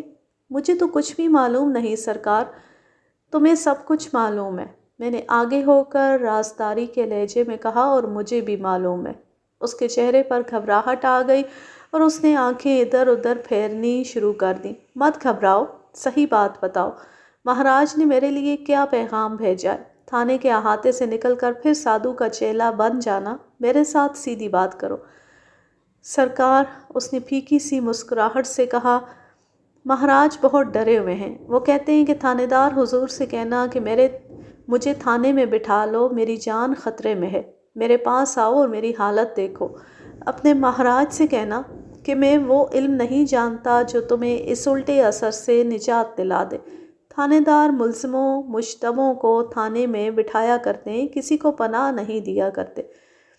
دراصل شفاعت کا دماغ اس کے ہاتھ سے نکل گیا تھا۔ وہ مجھے اپنی حالت بتا گیا تھا۔ وہ کہتا تھا کہ اس پر کالے جادو کا الٹا اثر ہو گیا ہے جو اس نے شکوری پر چلایا تھا، لیکن میں اسے ضمیر کی سزا کہتا تھا۔ بے شک وہ مجرم فطرت کا آدمی تھا، لیکن ضمیر کی خاصیت ہے کہ اپنے اوپر کسی جرم کا بوجھ نہیں لے سکتا۔ اس سے بڑا گھناؤنا جرم سرزد ہو گیا تھا ایک شریف اور پاک لڑکی کو جو صوم و صلات کی پابند تھی، کالے علم کے اثر میں لانا ایسا جرم تھا جسے شفاعت جیسے پختہ کار مجرم کا ضمیر بھی برداشت نہ کر سکا۔ میں شفاعت کے اس رد عمل کی دوسری وجہ بھی بیان کر چکا ہوں۔ یہ میرا ایمان ہے کہ جو طاقت اللہ کے کلام میں ہے اس کا مقابلہ کوئی علم اور جادو نہیں کر سکتا۔ نائک زبیر احمد نے مجھے بتایا تھا کہ شکوری پہلے سے زیادہ اللہ کی یاد میں محو رہتی ہے۔ مجھے خیال آیا کہ وہ شفاعت اور علی رضا کو ضرور بد دعائیں دیتی ہوگی اور رحم رازن اور زبیر احمد کے لیے اس کے منہ سے 100 دعائیں نکلتی ہوں گی۔ شفاعت کا چیلا جانے لگا تو رک گیا اور میرے منہ کی طرف دیکھنے لگا۔ وہ کچھ کہنا چاہتا تھا لیکن ڈرتا تھا۔ میں نے اسے دوستانہ لہجے میں کہا کہ وہ کہہ دے جو کچھ کہنا چاہتا ہے۔ بات یہ ہے سرکار، مہاراج اپنے آپ میں نہیں رہے۔ اگر آپ کو سب کچھ معلوم ہے تو میری یہ بات لکھ لیں کہ وہ اپنے آپ کو ختم کر دیں گے یا ختم کر دیے جائیں گے۔ ایک فوجی جس کا نام زبیر ہے آج پھر آیا تھا۔ اس نے مہاراج سے کہا ہے کہ میں نے تمہیں 8 دنوں کی مہلت دی ہے، گن لو کتنے دن رہ گئے۔ مہاراج اندر سے اتنے کمزور ہو گئے ہیں کہ انہوں نے زبیر کے آگے ہاتھ جوڑ کر منت کی کہ مجھے بخش دو۔ زبیر نے کہا کہ خدا نے تمہاری سزا سنا دی ہے اور وہ سزا تمہیں میرے ہاتھوں ملے گی، یہاں سے چلے جاؤ۔ میں ایک جرائم پیشہ آدمی کی سیکیورٹی کا انتظام نہیں کر سکتا تھا۔ شفاعت کے چیلے سے میں نے کہا کہ زبیر نے 8 دنوں بعد کوئی گڑبڑ کی تو میں سنبھال لوں گا، جاؤ مہاراج کو تسلی دو۔ مجھے مہاراج کا کوئی غم نہیں تھا، مجھے اگر غم تھا تو اپنی سروس کا اور اپنی ڈیوٹی کا تھا۔ وہ لاش میرے گلے پڑی ہوئی تھی جس کی شناخت نہیں ہو سکی تھی۔ ڈی ایس پی کا ایک روز فون آیا جو اس نے کسی اور بات کے لیے کیا تھا، مگر یہ بات کر کے اس نے پوچھا، اس لاش کی تحقیقات کر رہے ہو؟ کر رہا ہوں۔ یہ قتل کا کیس ہے، تفتیش کر رہا ہوں۔ اس نے خوش ہو کر مجھے شاباش دی۔ یہ شاباش مجھے مہنگی پڑ رہی تھی۔ میں نے صبح پہلا یہ کام کیا کہ ایک کانسٹیبل کو ممتاز کے گاؤں بھیجا کہ ممتاز کی ماں کو ساتھ لے آئے۔ اسی روز نائک زبیر احمد کے گاؤں کا نمبردار شنکر آ گیا۔ اس نے پہلی خبر یہ سنائی کہ کل نائک زبیر اور شکوری کی شادی ہو رہی ہے۔ میں نے اس سے پوچھا کہ لوگ شکوری کے متعلق کیا باتیں کرتے ہیں۔ زبیر نے سب کے منہ بند کر دیے۔ اب کوئی شکوری کے خلاف بات کرتا ہے تو ادھر ادھر دیکھ کر کرتا ہے کہ زبیر نہ سن لے۔ لوگوں نے تو ایسی ایسی باتیں گھڑی تھیں کہ سننے والے کانوں کو ہاتھ لگاتے تھے۔ ایک بات تو ہر کوئی کہتا تھا کہ خود گئی تھی اور عیش موج کر کے واپس آ گئی ہے۔ کوئی کہتا تھا کہ ایک آدمی کے پیچھے نکل گئی تھی کہ وہ اس کے ساتھ شادی کرے گا، لیکن اس آدمی نے اسے خراب کر کے واپس بھیج دیا۔ نائک زبیر نے ایک دن گاؤں کے سرکردہ مسلمانوں اور ہندوؤں کو اکٹھا کر لیا اور للکار کر کہا کہ جسے شکوری کے خلاف بات کرنی ہے وہ میرے سامنے کرے۔ سب خاموش رہے۔ زبیر نے انہیں کہا کہ تھوڑی دیر بیٹھو، میں ابھی آتا ہوں۔ وہ چلا گیا اور علی رضا کو پکڑ کر لے آیا۔ علی رضا معمولی آدمی نہیں، لیکن زبیر نے اسے گریبان سے پکڑ رکھا تھا اور علی رضا کے منہ سے بات نہیں نکل رہی تھی۔ زبیر نے سب سے کہا کہ اس سے پوچھو شکوری کہاں گئی تھی۔ علی رضا کا دماغ صحیح نہیں، کسی کو معلوم نہیں کہ اسے کیا ہوا تھا، وہ تو پاگل ہو گیا ہے۔ زبیر کی بات سن کر علی رضا نے کہکا لگایا، پھر بچوں کی طرح رونے لگا۔ میں بھی وہیں تھا۔ میں نے کہا کہ یہ تو پاگل ہے، اسے تنگ نہ کرو۔ اتنی دیر میں علی رضا کے خاندان کے 3 آدمی آ گئے۔ انہیں کسی نے بتایا تھا کہ زبیر علی رضا کو گریبان سے پکڑ کر کہیں لے گیا۔ وہ 3 آدمی لاٹھیاں لے کر آئے تھے۔ زبیر کودتا پھلانگتا وہاں سے چلا گیا۔ ہم سمجھے کہ بھاگ گیا ہے، لیکن وہ اپنی ایک نالی بندوق اٹھائے آ گیا۔ اس کے گلے میں کارتوسوں کی پیٹی تھی۔ اس نے سب کو للکارا۔ سب جانتے ہیں کہ وہ کیسا آدمی ہے۔ سارے گاؤں میں اس جیسا اکھڑ اور جرات والا آدمی کوئی نہیں۔ وہ معمولی باپ کا بیٹا نہیں، اس کا باپ صوبیدار میجری پینشن پر آ کر مرا تھا۔ انگریزوں نے اسے بے شمار زمین دی تھی۔ زبیر کے 2 چچے بڑے زبردست آدمی ہیں، ان کے بیٹے زبیر کے بازو ہیں۔ ادھر زبیر بندوق لے کر نکل آیا، ادھر اس کے چچیرے بھائی لاٹھیاں اور کلہاڑیاں لے کے آ گئے۔ علی رضا کے بھائی اور دوسرے 2 رشتہ دار وہاں سے کھسک گئے۔ زبیر نے للکار کر کہا، کسی نے میری منگیتر کا نام بھی لیا تو اس کی زبان کھینچ لیں گے۔ وہاں سارے گاؤں کی آبادی اکٹھی ہو گئی تھی۔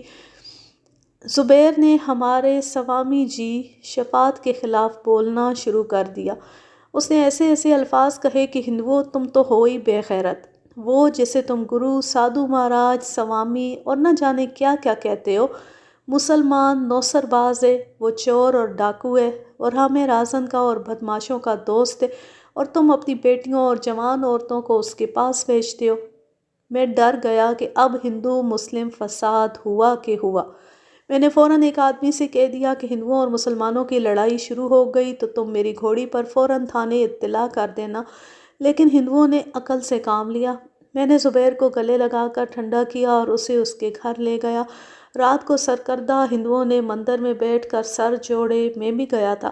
کئی بار ایسے ہوا ہے کہ کسی جگہ کوئی سکھ یا مسلمان سادھوؤں یا یوگیوں کے بہروپ میں پکڑا گیا۔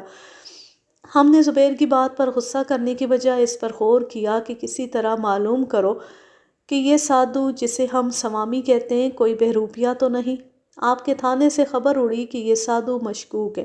اگلے روز 2 معزز ہندو آپ کے پاس آئے اور آپ سے پوچھا کہ یہ سادھو مشکوک تو نہیں۔ آپ نے انہیں یقین دلایا کہ یہ سادھو صحیح معنوں میں سادھو ہے، اور اس نے آپ کو ایسی باتیں بتائی تھیں جو بالکل ڈھکی چھپی تھی۔ نمبردار کے ساتھ میری بہت باتیں ہوئی۔ اس نے بتایا کہ ہندوؤں کے پنڈت نے شفاعت کی گفت میں جا کر اس کے ساتھ اپنے مذہب کی باتیں کی تھیں اور شفاعت امتحان میں پورا اترا تھا۔ اس سے آپ اندازہ کر لیں کہ وہ کتنا کامیاب بہروپیہ تھا۔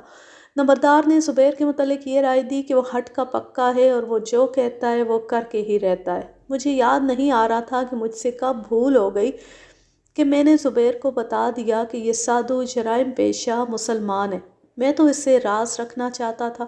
مجھے یہ ڈر بھی محسوس ہونے لگا کہ زبیر احمد اگر ایسا ہی ہے جیسا شنکر بتا رہا ہے تو وہ کہیں شفاعت کو قتل ہی نہ کر دے۔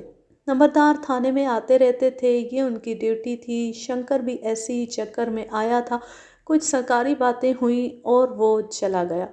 دوپہر کے بعد ممتاز کی ماں آ گئی۔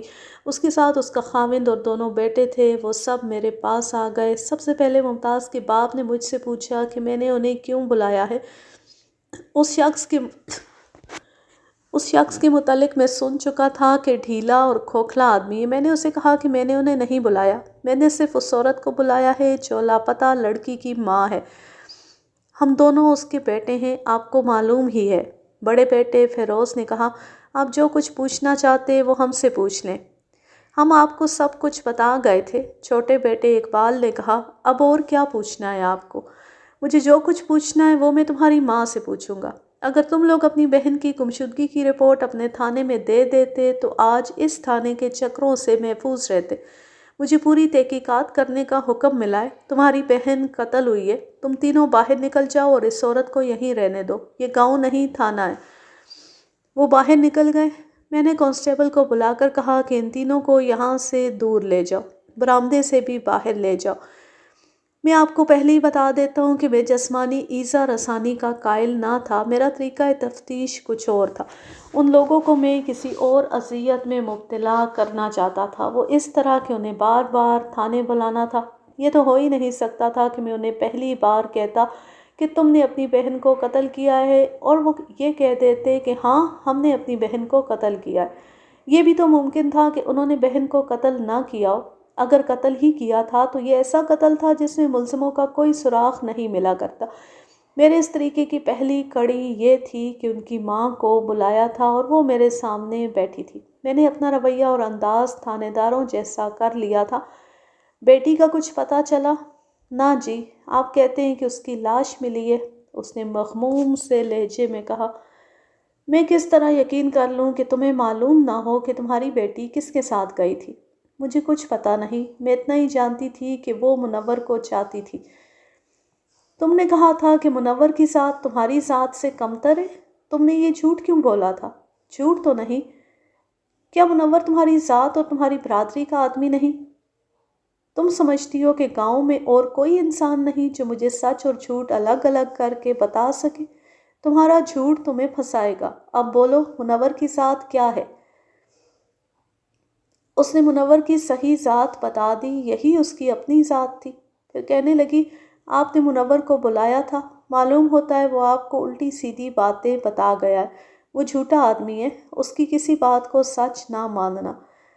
میں اسے جانتا ہوں، وہ کبھی کبھی تمہارے ساتھ بھی جھوٹ بول دیتا ہے۔ تم اسے بلاتی ہو اور وہ جواب بھیجتا ہے کہ منور گھر نہیں۔ اس نے چونک کر میرے منہ کی طرف دیکھا، دھچکا جو اسے لگا تھا وہ اس کے چہرے سے ظاہر ہونے لگا۔ آپ اس طرح سوال کرتے ہیں جیسے اپنی بیٹی کو میں نے خود غائب کیا ہے، اس نے پریشان سے لہجے میں کہا۔ میرے غم کو آپ شاید سمجھ نہیں رہے، میری بات کان کھول کر سن لو۔ تم اس رات گھر میں نہیں تھی جس رات تمہاری بیٹی لاپتہ ہوئی۔ اپنے بیٹوں سے پوچھو، وہ جانتے ہیں ان کی بہن کہاں ہے۔ میں تمہاری عزت کا خیال رکھوں گا، تم خود بھی اپنی عزت کا خیال کرو۔ بار بار تھانے آنا ٹھیک نہیں۔ مجھ سے تم لوگ کوئی بات نہیں چھپا سکتے۔ میں تمہیں بتا دوں کہ جہاں سے لاش ملا کرتی ہے اس جگہ کی مٹی گواہی دیا کرتی ہے کہ قاتل کون ہے۔ میں تمہیں جانے کی اجازت دے دیتا ہوں، اگلی بار بلاؤں گا تو سوچ کر آنا، یہاں جھوٹ نہیں چلے گا۔ میں نے اسے جانے کی اجازت دے دی، وہ کچھ کہے بغیر باہر چلی گئی۔ اس کا خاوند اندر آ گیا، مجھ پر یہ ظاہر کرنے کے لیے کہ وہ بڑی اونچی ذات کا آدمی ہے۔ اس نے کوئی بات کی، اپنے گھر کی خبر لے چودھری، اپنی چارپائی کے نیچے لاٹھی پھیر، یہ تھانہ ہے۔ وہ میرے سامنے کرسی پر بیٹھ گیا اور منہ بے وقوفوں کی طرح کھول کر میرے منہ کی طرف دیکھنے لگا۔ ایسے لگتا تھا جیسے وہ میری بات نہیں سمجھ سکا۔ مجھے اس پر غصہ آنے لگا۔ مجھے کچھ پتہ نہیں چل رہا، اس نے بے بسی کے لہجے میں کہا۔ کچھ سمجھ نہیں آ رہی، بیٹے اپنی ماں کے قابو میں ہیں، مجھے کچھ نہیں بتاتے۔ اپنی بیٹی سے مجھے بہت پیار تھا۔ اس کی ہچکی نکل گئی اور اس کی آنکھوں میں آنسو آ گئے۔ میں نے کہا تھا کہ ممتاز کا رشتہ منور کو دے دو، میرا چھوٹا بیٹا بھی یہی کہتا تھا، لیکن میری بیوی نہ مانی۔ منور کو وہ پسند نہیں کرتی تھی۔ منور کیسا لڑکا ہے، بہت اچھا لڑکا ہے، میرے بیٹوں کی طرح ہر کسی کے گلے نہیں پڑتا، بولتا وہاں ہے جہاں بولنے کی ضرورت ہوتی ہے، پھر ایسا بولتا ہے کہ سب کے منہ بند کر دیتا ہے۔ ایک بات بتاؤ چودھری، کیا تمہیں معلوم ہے کہ تمہاری بیٹی ممتاز منور کو چاہتی تھی؟ اچھی طرح معلوم تھا جی۔ کبھی تمہارے دل میں شک آیا ہے کہ منور نے ممتاز کو کہیں چھپا رکھا ہے؟ نہیں، منور ایسا لڑکا نہیں، میں قسم کھا سکتا ہوں۔ میں نے اس سے اور بھی بہت کچھ پوچھا، لیکن ایسے لگتا تھا جیسے اپنے گھر کے متعلق اسے کچھ بھی معلوم نہیں۔ اسے کہا کہ وہ چلا جائے۔ وہ باہر نکلا تو اس کے بیٹے آ گئے۔ انہیں میں نے ایسی فضول باتیں کہیں کہ وہ گھبرا گئے۔ میں نے انہیں چلے جانے کو کہا۔ میرا مقصد یہ تھا کہ انہیں مسلسل گھبراہٹ اور بے یقینی کی کیفیت میں رکھا جائے۔ اس سے اگلے روز نائک زبیر احمد اور شکوری کی شادی تھی۔ مجھے بالکل یاد نہیں تھا۔ نمبردار شنکر مجھے بتا گیا تھا۔ میرے لیے ان کی شادی کی کوئی اہمیت نہیں تھی۔ تھانے دار ایسی غیر ضروری باتیں یاد نہیں رکھ سکتے۔ میرا وہ دن تھانے کی جھک جھک بک بک میں گزر گیا۔ رات کے غالباً 9:30 بجے کا وقت تھا۔ میں اپنے گھر میں تھا۔ 2 آدمی آ گئے۔ ان کے ساتھ گپ شپ چلتی رہی۔ وہ چلے گئے اور میں لیٹ گیا۔ اونگ آ رہی تھی کہ دروازے پر دستک ہوئی۔ میری بیوی نے دروازہ کھولا اور مجھے آ کر بتایا کہ ایک آدمی آیا ہے۔ اپنا نام علی رضا بتاتا ہے۔ کہتا ہے بہت ضروری کام ہے۔ علی رضا کا نام سن کر میں بیدار ہو گیا، لیکن خیال آ گیا کہ وہ علی رضا نہیں ہو سکتا۔ اس کے متعلق تو بتایا گیا تھا کہ نیم پاگل ہو چکا ہے۔ بہرحال میں اٹھا اور اسے بیٹھنے والے کمرے میں لے گیا۔ یہ وہی علی رضا تھا اور وہ اچھا بھلا تھا۔ ایک خبر لایا ہوں۔ آپ اس تھانے میں نئے آئے ہیں۔ میں اس تھانے کا پرانا آدمی ہوں۔ مجھ پر ایسی مصیبت آ پڑی کہ آپ کی خدمت کا موقع ہی نہ ملا۔ تم وہ خبر سناؤ جو لائے ہو۔ آپ کو شاید معلوم ہوگا کہ رحمہ راسن اشتہاری ملزم ہے۔ وہ اس وقت میرے گاؤں میں ہے۔ اگر آپ فوراً حرکت کریں تو اسے گرفتار کر سکتے ہیں۔ وہاں کیا کر رہا ہے؟ کس کے گھر میں ہے؟ ایک شادی پر آیا ہوا ہے۔ اسی لڑکی کی شادی ہے جو لاپتہ ہو گئی تھی، شکوری، نائک زبیر کے ساتھ۔ رحمے کو زبیر نے بلایا ہے۔ باہر گانا بجانا ہو رہا ہے۔ میں ساری بات سمجھ گیا۔ رحمے کو زبیر نے اس لیے شادی پر مدعو کیا ہوگا کہ رحمے نے شکوری کی عزت کی حفاظت کی تھی۔ علی رضا رحمے کی مخبری کرنے اس لیے آ گیا تھا کہ رحمے نے اس شخص کو اپنی قید میں رکھ کر جسمانی اور دماغی لحاظ سے بیکار کر دیا تھا۔ علی رضا رحمے سے انتقام لے رہا تھا۔ مجھے یہ بھی دیکھنا تھا کہ علی رضا ہوش میں ہے یا پاگل پن کے دورے میں۔ تمہیں عام طور پر کیا تکلیف ہوتی ہے؟ میں نے سنا ہے کہ تمہیں کوئی دماغی تکلیف ہوتی ہے۔ آپ نے ٹھیک سنا ہے۔ دن میں 2-3 مرتبہ ایسا دورہ پڑتا ہے کہ مجھے کچھ پتہ نہیں چلتا کہ میں کیا کر رہا ہوں۔ دورے کے بعد مجھے بتایا جاتا ہے کہ میں ہنستا رہا ہوں یا روتا رہا ہوں یا دونوں ہی کام کرتا رہا ہوں۔ میرے جسم میں کوئی ایسی کمزوری پیدا ہو گئی ہے کہ جسم کی طاقت آدھی بھی نہیں رہی۔ بولتے بولتے وہ مسکرایا اور کہنے لگا، آپ فکر نہ کریں، میں اس وقت بالکل ہوش میں ہوں۔ رحمہ راسن کو دیکھ کر میں بالکل ہوش میں آ گیا ہوں۔ میں نے اس سے یہ پوچھنے کی ضرورت محسوس نہ کی کہ اس کی یہ حالت کس وجہ سے ہوئی ہے۔ مجھے یہ اعتبار آ گیا کہ اس وقت یہ شخص واقعی ہوش میں ہے۔ اچانک مجھے ایک خیال آ گیا۔ اس خیال کے تحت میں نے علی رضا سے کہا کہ وہ فوراً اپنے گاؤں چلا جائے اور رحمے پر نظر رکھے۔ اگر رحمہ میرے پہنچنے سے پہلے وہاں سے چلا جائے تو علی رضا دیکھے کہ وہ کدھر گیا ہے۔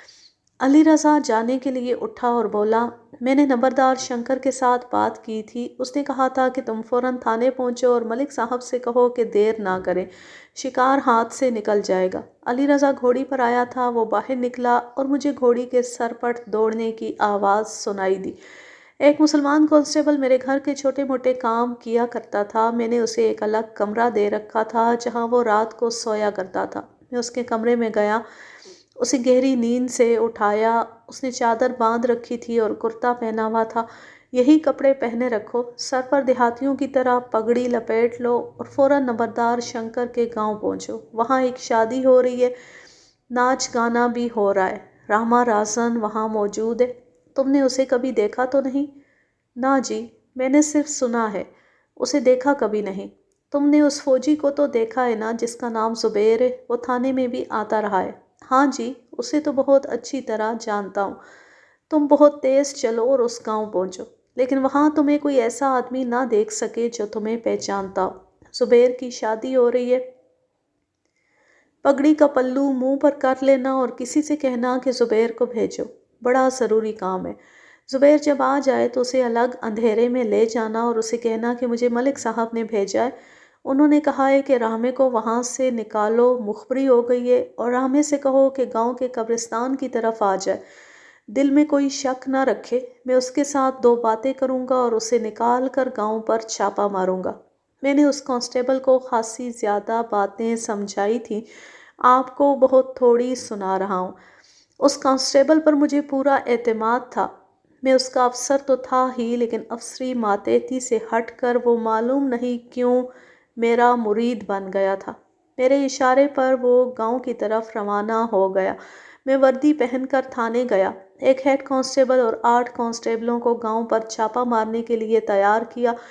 مجھے کوئی جلدی نہیں تھی، سب آرام آرام سے تیار ہوتے رہے۔ میں دانستہ وقت ضائع کر رہا تھا۔ میں رامے کو وہاں سے بھگانے کا انتظام کر چکا تھا، لیکن چھاپا مارنا ضروری تھا۔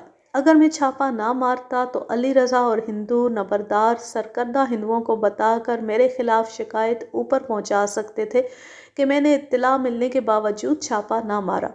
میں وقت اس لیے ضائع کر رہا تھا کہ میرا کانسٹیبل پہلے پہنچ جائے اور رامے کو وہاں سے کھسکا دے۔ میں اپنی گارد کو ساتھ لے کر چل پڑا۔ میں راستے میں سب کو بتاتا گیا کہ گاؤں کے تمام راستے بند کر کے رامے رازن کو پکڑنا ہے، ہو سکتا ہے مقابلہ ہو جائے۔ ہم چلتے گئے اور گاؤں سے کچھ دور رہ گئے۔ مجھے اندازہ تھا کہ گاؤں کا قبرستان کس طرف ہے۔ ایک جگہ پہنچ کر میں نے گارد سے کہا کہ سب یہاں بیٹھ جائیں، میں ذرا آگے کا حال احوال دیکھ لوں۔ میں چکر کاٹ کر قبرستان کی طرف چلا گیا۔ چاندنی ابھی کم تھی۔ اکیلے ہو یا سارا تھانہ ساتھ لائے ہو؟ میں قبرستان کے قریب پہنچا تو ایک آواز آئی۔ یہ آواز رامے رازن کی ہی ہو سکتی تھی، میں نے اسے کبھی دیکھا نہیں تھا۔ تھانے میں اس کی تصویر موجود تھی۔ اشتہاری ملزموں کی تصویریں ہر تھانے میں رکھی جاتی ہیں۔ میں تھانے سے روانہ ہوتے وقت اس کی فوٹو اپنے ساتھ لے آیا تھا۔ آگے آ جا رامے، فکر نہ کر۔ وہ ایک بڑے چوڑے اور گھنے درخت کی اوٹ میں کھڑا تھا۔ میں قریب گیا تو وہ سامنے آ گیا۔ میں نے اس پر ٹارچ کی روشنی ماری، پھر جیب سے تصویر نکال کر دیکھی۔ یہ اس کی پرانی تصویر تھی۔ میں ہی رحمہ ہوں استاد، تمہارا پیغام مل گیا تھا، دیکھ تیرے وعدے پر آ گیا ہوں۔ رحمے، میں نے کبھی کسی کو چھوڑا نہیں، تم تو جال میں ایسے آئے تھے کہ نکل نہ سکتے تھے، لیکن ایک نیکی کا صلہ تمہیں ملنا چاہیے۔ تمہارے ساتھ میں نے کون سی نیکی کی ہے استاد؟ تم نیکی نہ کرتے تو آج یہ شادی نہ ہو رہی ہوتی جو اس گاؤں میں ہو رہی ہے۔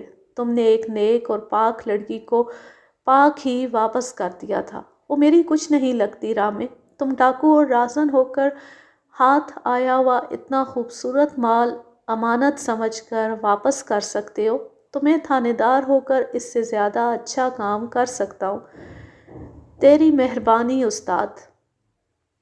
میں گارد ساتھ لایا ہوں، گاؤں پر چھاپا ماروں گا۔ تمہیں پہلے اطلاع کر دی تھی، نکل جاؤ۔ ایک بات دماغ میں بٹھا لو، میرے علاقے میں کبھی نہ آنا۔ میں کسی کو چھوڑا نہیں کرتا اور میں سودا بھی نہیں کیا کرتا۔ ساری عمر خادم بنا رہوں گا۔ کبھی میری ضرورت پڑی تو اشارہ کر دینا۔ میں زبیر کے مجبور کرنے پر آ گیا تھا، وہ مجھ تک پہنچ گیا۔ میں ابھی اسی ٹھکانے پر تھا۔ اس نے کہا کہ تمہارے بغیر میری شادی مکمل نہیں ہوگی، تم نے میری امانت میں خیانت نہیں کی تھی۔ میں نے سوچا کہ ایک تو میں نے اس لڑکی کو بیٹی کہا تھا، دوسری وجہ یہ ہوئی کہ زبیر اصل مرد ہے۔ اس نے اس لڑکی کو گلے لگا لیا جسے اس کے تمام رشتہ داروں اور برادری نے دھتکار دیا تھا۔ بس یہی سوچ کر چلا آیا۔ لڑکی کو جوڑا اور سلامی دینی تھی، وہ دے چلا ہوں۔ مخبری کس نے کی تھی؟ تمہیں اطلاع کرنے تھانے کون گیا تھا؟ میں اپنے علاقے میں قتل کی واردات نہیں کرانا چاہتا۔ جاؤ، نکل جاؤ۔ اس نے میرا ہاتھ اپنے دونوں ہاتھوں میں لے کر دبایا اور ایک طرف نکل گیا۔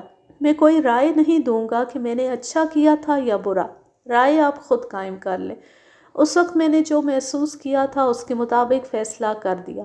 میں اپنی گارد کے پاس گیا اور کہا کہ گاؤں کے قریب پہنچ جاؤ، وہاں دیکھیں گے کہ شادی والی جگہ کو گھیرے میں لینا ہے یا کیا کرنا ہے۔ میں گارد کو ساتھ لے کر بہت تیز چلتا گاؤں کی طرف چلا گیا۔ 2 آدمی میرے پاس آئے، ایک نمبردار شنکر تھا اور دوسرا علی رضا۔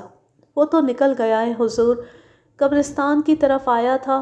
ہم دونوں نے دور دور سے اس کا پیچھا کیا۔ قبرستان میں 4-5 آدمی اس کے ساتھ ہو گئے، وہ اس کے اپنے آدمی ہوں گے۔ پھر ہمیں آگے جانے کی ہمت نہ ہوئی۔ نمبردار میں یا گاؤں کے کسی اور آدمی میں ہمت ہوتی بھی تو وہ رامے کا پیچھا کرنے کی جرات نہ کرتا۔ رامے کو اگر پتہ چل جاتا کہ مخبری کس نے کی ہے تو وہ اسے قتل کر کے گاؤں سے نکلتا۔ میں نے علی رضا سے ویسے ہی کہہ دیا، تمہارا دشمن تو جال میں آ کر نکل گیا ہے۔ علی رضا اس وقت تک ٹھیک تھا، میری بات سنتے ہی اس نے دھماکے کی طرح کہکا لگایا۔ میں بدک گیا۔ پھر اس نے آسمان کی طرف منہ کر کے اس طرح آواز نکالی جس طرح کتے رویا کرتے ہیں۔ کتے کی اس آواز کو منحوس سمجھا جاتا ہے۔ میں نے اس شخص کو پہلی بار اس کیفیت میں دیکھا تھا۔ میں ڈر گیا۔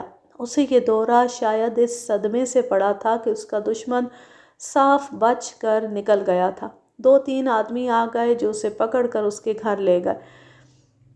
میں نے اپنی کارگزاری کے لیے کچھ کرنا تھا۔ قانون کی روح سے دیکھا جائے تو یہ نائک زبیر کا جرم تھا کہ اس نے ایک اشتہاری ملزم کو اپنے گھر بلایا اور پولیس کو اطلاع نہ دی۔ اگر میں اسے خراب کرنا چاہتا تو میں اسے اس جرم میں گرفتار کر لیتا کہ اس نے ایک اشتہاری ملزم کو اپنی پناہ میں رکھا ہے، لیکن میں نے جو صورتحال پیدا کر دی تھی اس میں میرے لیے ضروری تھا کہ میں زبیر کو بچائے رکھتا۔ میں نے چند ایک گواہ اکٹھے کیے اور ان سے ایسے بیان لے کر قلم بند کیے جن سے یہ ظاہر ہوتا تھا کہ یہاں گانا بجانا اور بھانڈوں کا تماشا ہو رہا تھا، اور رحمہ آ گیا۔ نمبردار اور علی رضا کے سوا اسے کسی نے بھی نہ پہچانا۔ نمبردار نے فوراً تھانے اطلاع دے دی۔ زبیر کا بیان ایسا لکھا جس سے ثابت ہوتا تھا کہ وہ رازن کو جانتا ہی نہیں۔ میں پہلے کہہ چکا ہوں کہ یہ کہانی ایسی ہے کہ اس کی ہر ایک تفصیل لکھنی چاہیے، لیکن بعض واقعات اس طرح لگتے ہیں جیسے یہ حقیقی نہیں۔ مثلاً رحمے کو نکال کر میں نے جو کارروائی کی اور جو بیان وغیرہ لیے وہ پورے آنے چاہیے، ورنہ پولیس والے کہیں گے کہ یہ شخص بنڈل پھینک رہا ہے۔ لیکن مشکل یہ ہے کہ اس طرح کہانی بہت ہی لمبی ہو جائے گی۔ میں نے کارروائی مکمل کی اور واپس آ گیا۔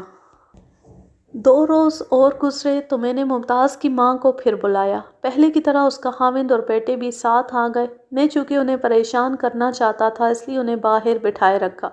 تقریباً 3.5 گھنٹے بٹھا کر ممتاز کی ماں کو اندر بلایا۔ گاؤں میں وہ اونچی حیثیت کی عورت تھی، لیکن میں نے تھانے میں اسے ذرا سی بھی اہمیت نہ دی۔ اس سے میں نے وہی سوال پوچھے جو پہلے پوچھ چکا تھا۔ وہ رو پڑی۔ اس کے بعد اس کے دونوں بیٹوں کو باری باری بلایا اور دونوں سے کہا کہ تم نے صبح دیکھا کہ تمہاری بہن لاپتہ ہے اور تم نے کہا کہ جہاں گئی ہے وہیں رہے۔ میری سمجھ میں یہ بات نہیں آ رہی کہ تم نے کس طرح برداشت کر لیا کہ تمہاری جوان بہن کہیں چلی گئی اور تم نے پرواہ نہ کی۔ اگر ایسا ہی تھا تو تمہیں معلوم ہوگا کہ وہ کہاں گئی ہے۔ جو بات صحیح ہے وہ مجھے بتا دو۔ دونوں نے وہی جواب دیے جو وہ پہلے دے چکے تھے۔ میں نے ان کے ساتھ اپنا رویہ بڑا سخت رکھا۔ میں تمہیں تھوڑی مہلت اور دے دیتا ہوں، اگلی دفعہ صحیح جواب لے کر آنا۔ تم نہیں بولو گے تو میں تمہیں بتاؤں گا کہ تمہاری بہن کس طرح گئی تھی، پھر میں تمہیں سزا سے نہیں بچا سکوں گا۔ ان کے باپ کو میں نے اندر نہ بلایا اور انہیں اس وقت جانے دیا جب سورج غروب ہو رہا تھا۔ رات کو میں گہری نیند سویا ہوا تھا۔ دروازہ بڑی زور سے کھٹکا۔ ایک کانسٹیبل تھا۔ اس نے بتایا کہ سادھو مارا گیا ہے۔ اس کا ایک چیلا آیا ہے، کہتا ہے کہ اس کی لاش گف میں پڑی ہے اور اس کے سینے میں خنجر اترا ہوا ہے۔ میں نے کپڑے بدل کر تھانے پہنچنے تک فیصلہ کر لیا کہ نائک زبیر احمد کو فوراً تھانے لانا ہے۔ قتل کا پہلا شک اسی پر تھا۔ دوسرا خیال یہ تھا کہ شفاعت نے خودکشی کی ہوگی۔ اس نے خود مجھے کہا تھا کہ وہ اپنے آپ کو مار ڈالے گا۔ اس نے یہ بھی کہا تھا کہ وہ کسی کے ہاتھوں قتل ہو جائے گا۔ اس نے زبیر کے متعلق کہا تھا کہ وہ اسے زندہ نہیں چھوڑے گا۔ میں نے حساب لگایا۔ زبیر نے شفاعت کو 8 روز کی مہلت دی تھی کہ وہ یہاں سے چلا جائے۔ 8 روز پورے ہو گئے تھے۔ زبیر کو اگر گرفتار کرنا نہیں تو مشتبہ بٹھانا ضروری تھا۔ میں نے زبیر اس کی دلہن شکوری کی خاطر رحمے جیسے اشتہاری ملزم کو چھوڑ دیا تھا۔ زبیر پر میں نے یہ الزام بھی نہیں آنے دیا کہ اس نے ایک خطرناک اشتہاری ملزم کو گھر بلایا اور پولیس کو اطلاع نہ دی، لیکن میں اسے یہ جرم نہیں بخش سکتا تھا کہ اس نے ایک آدمی کو قتل کر دیا تھا۔ میں خود شفاعت کی گفت کو روانہ ہو گیا اور ASI سے کہا کہ وہ زبیر کو تھانے لے آئے۔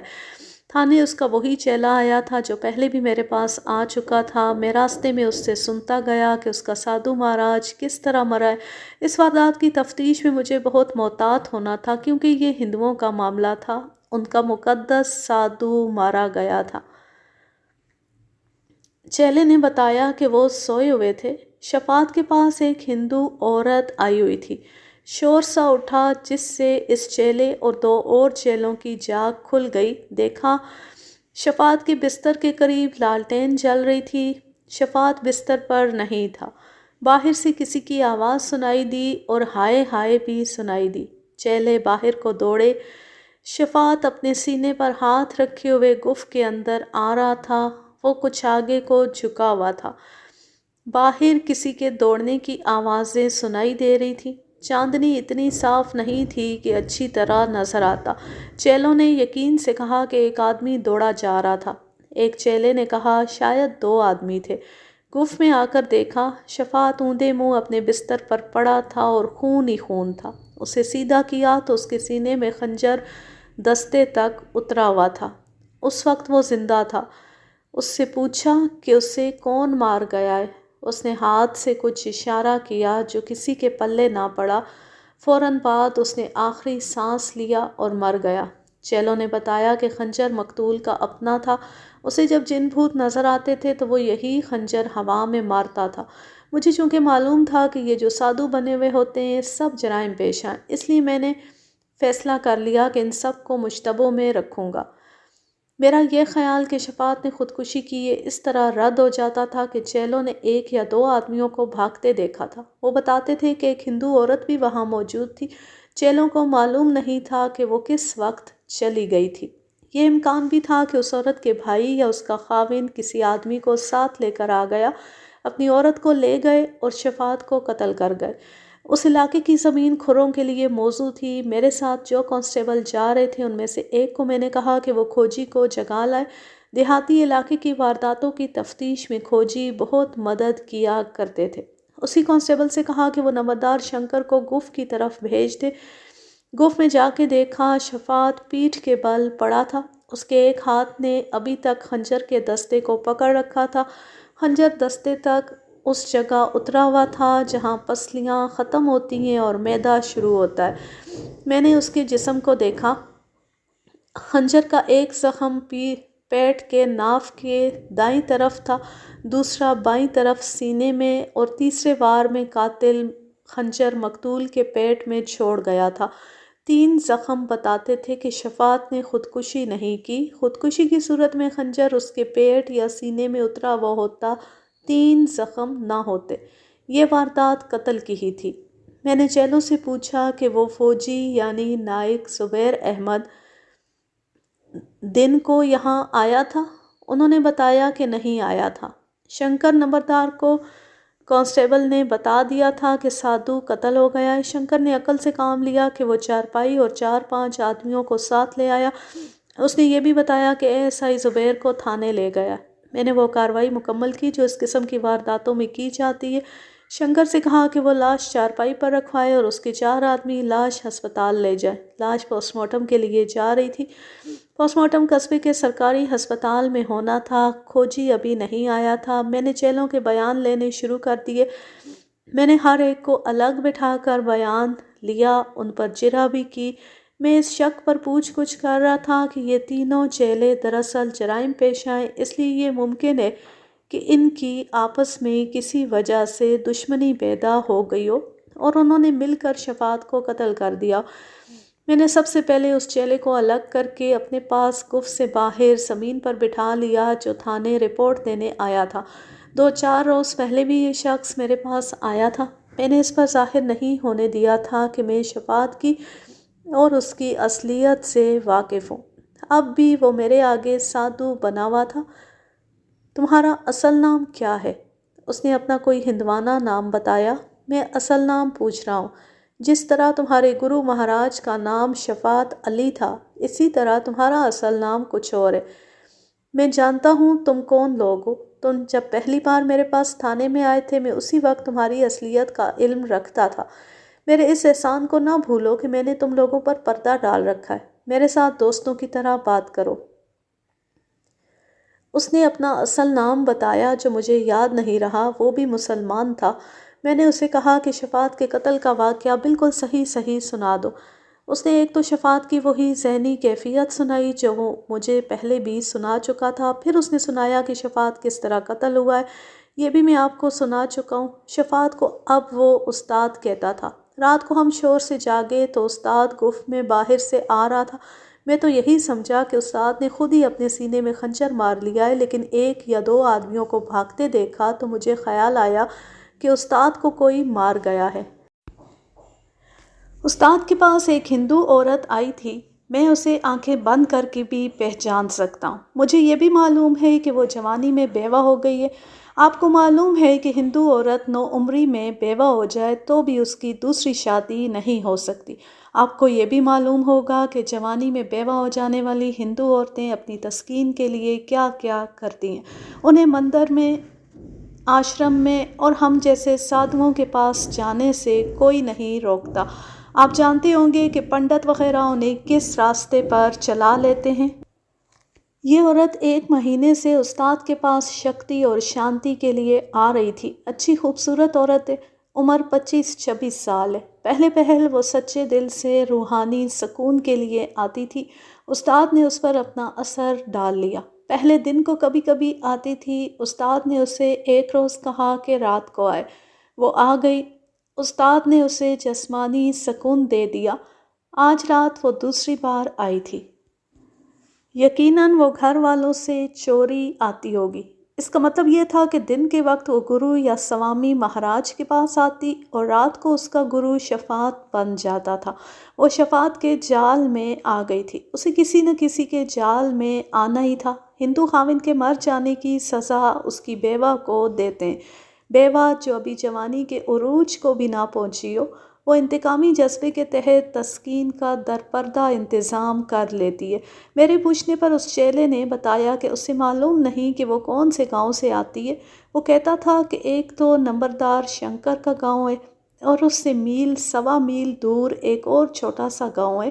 یہ عورت ان دونوں میں سے کسی ایک گاؤں کی رہنے والی تھی۔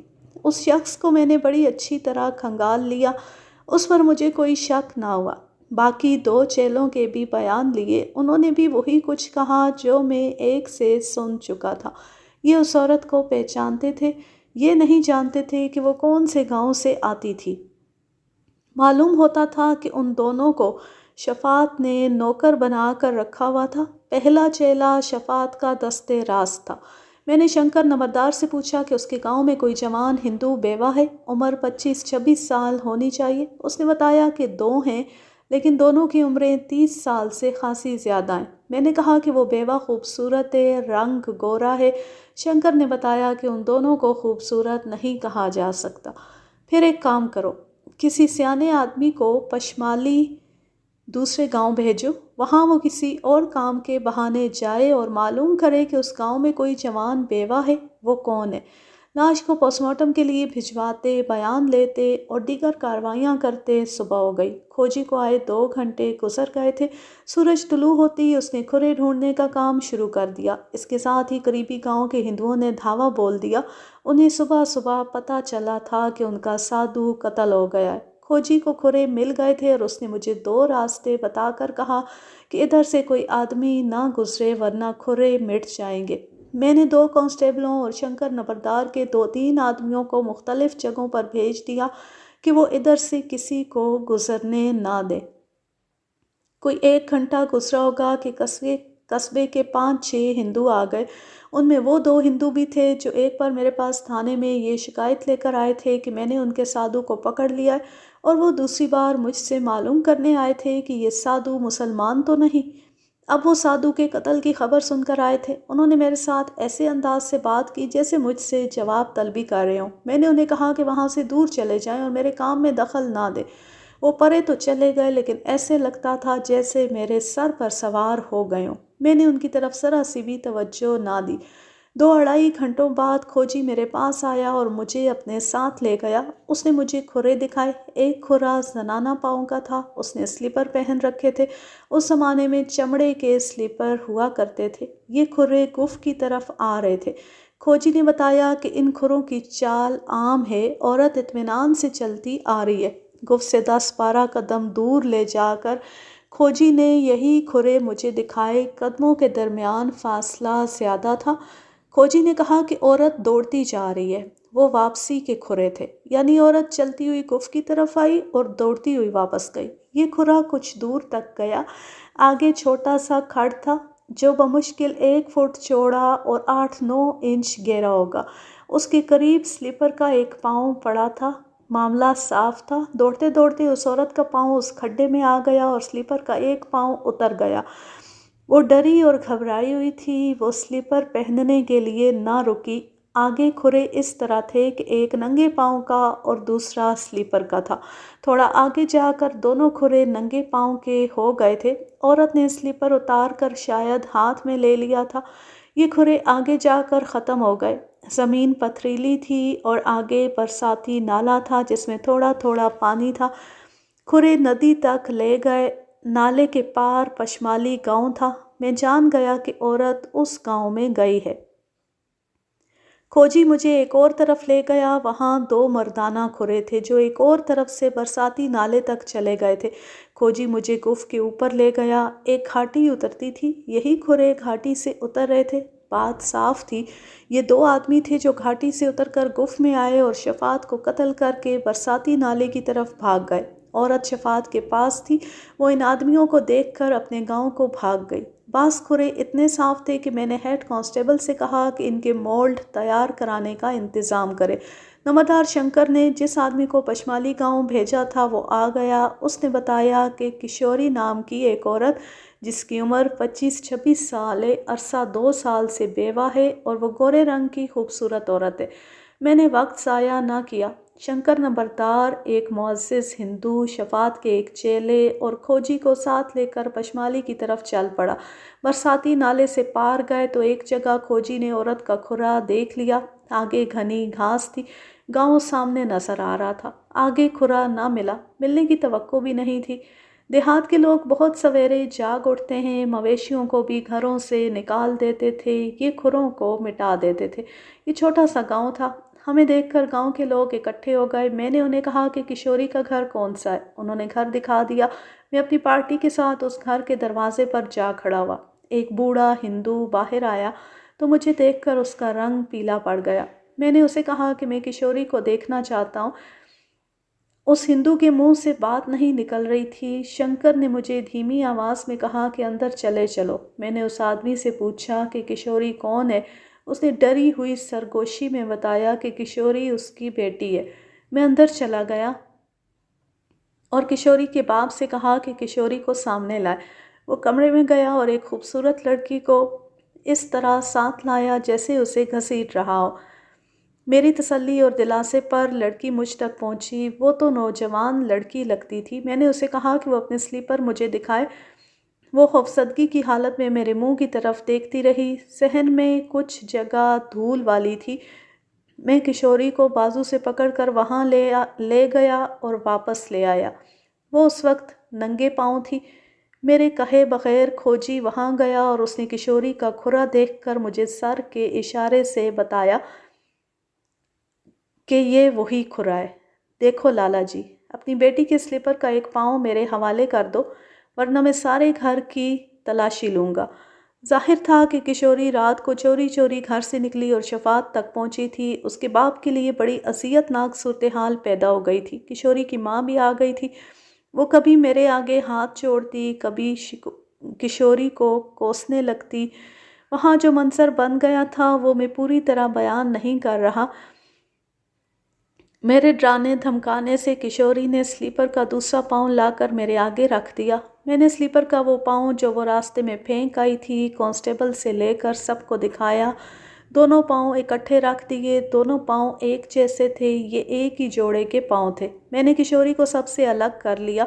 تمہیں بولنا پڑے گا کشوری۔ سچ بول دو گی تو میں تمہارے سر پر ہاتھ رکھ دوں گا۔ اس میں کوئی شک نہیں کہ تم رات سادھوؤں کی گف میں گئی تھی۔ کسی طرح آپ پردہ نہیں ڈال سکتے؟ میں نے مان لیا ہے کہ میں وہاں گئی تھی۔ آپ کہیں گے تو؟ اس نے سر جھکا لیا۔ میں اس کا اشارہ سمجھ گیا۔ میں نے اس کے آگے مومن بننے کی کوشش نہ کی۔ میں نے یہ بھی محسوس کیا کہ اسے اپنے حسن اور اپنی جوانی پر ناز ہے اور اپنی قیمت بھی جانتی ہے۔ میں اسے پرے لے گیا۔ نمبردار شنکر ایک چارپائی اٹھائے دوڑا آیا۔ 2 آدمی بستر اور تکیے اٹھائے آ رہے تھے۔ پلک جھپکتے میرے لیے بستر بچھ گیا۔ تو زمین پر بیٹھ جا، نمبردار نے کشوری سے کہا۔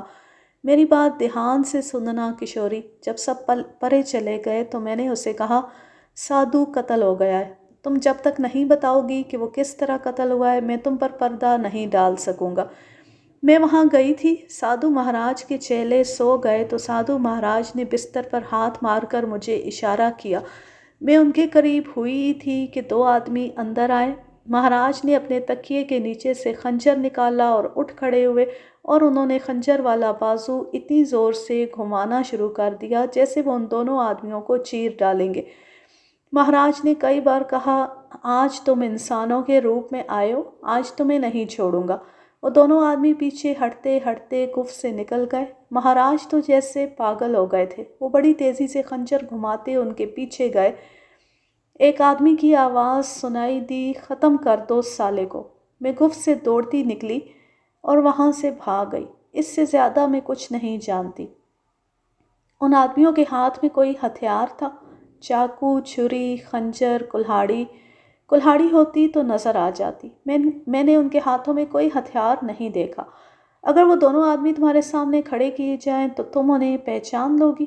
میں نے لالٹین کی روشنی میں ان کے چہرے اچھی طرح دیکھے تھے۔ ایک کو میں دیکھوں تو پہچان لوں گی، دوسرے کو جانتی ہوں۔ جانتی ہو؟ میں نے خوشی سے اچھلتے ہوئے کہا۔ ہاں، لیکن اس کا نام بتاتے ہوئے ڈرتی ہوں۔ وہ زبردست غنڈہ اور بدمعاش ہمارے گاؤں کا رہنے والا ہے۔ اگر اسے پتہ چل گیا کہ میں نے اس کا نام لیا ہے تو وہ میرے سارے خاندان کا جینا حرام کر دے گا۔ میرا تو وہ دشمن ہے۔ کیوں؟ تمہارے ساتھ اس کی کیا دشمنی ہے؟ میری خواہش کرتا ہے، لیکن مجھے وہ اچھا نہیں لگتا۔ ہندو ہے لیکن بہت بدمعاش ہے۔ شراب کے نشے میں بدمست رہتا ہے اور بکواس کرتا رہتا ہے۔ میں تو اس کے جسم کی بدبو برداشت ہی نہیں کر سکتی۔ اگر آپ مجھ پر پردہ ڈالے رکھیں تو میں آپ کو ایک اور بات بتاؤں، میں تمہاری ہوا بھی کسی کو نہیں لگنے دوں گا۔ میں اس شخص کی بدمعاشی 1 منٹ میں ختم کر دوں گا۔ تمہاری طرف کوئی آنکھ اٹھا کر بھی نہیں دیکھ سکتا۔ تم بات کرو۔ میں نے پہلے یہ بات دل میں رکھ لی تھی۔ میں سادھو مہاراج کے پاس تھی تو یہ 2 آدمی گف میں آئے۔ میں نے اس بدمعاش کو پہچان لیا اور اس نے مجھے پہچان لیا۔ اس نے کہا، یہ تو ہماری جان بیٹھی ہوئی ہے۔ پہلے جوگی مہاراج کا حساب برابر کر لیں، پھر اپنی جان سے گلے ملیں گے۔ سادھو مہاراج نے ان پر خنجر سے حملہ کر دیا تو وہ دونوں باہر نکل گئے اور مجھے بھاگ نکلنے کا موقع مل گیا۔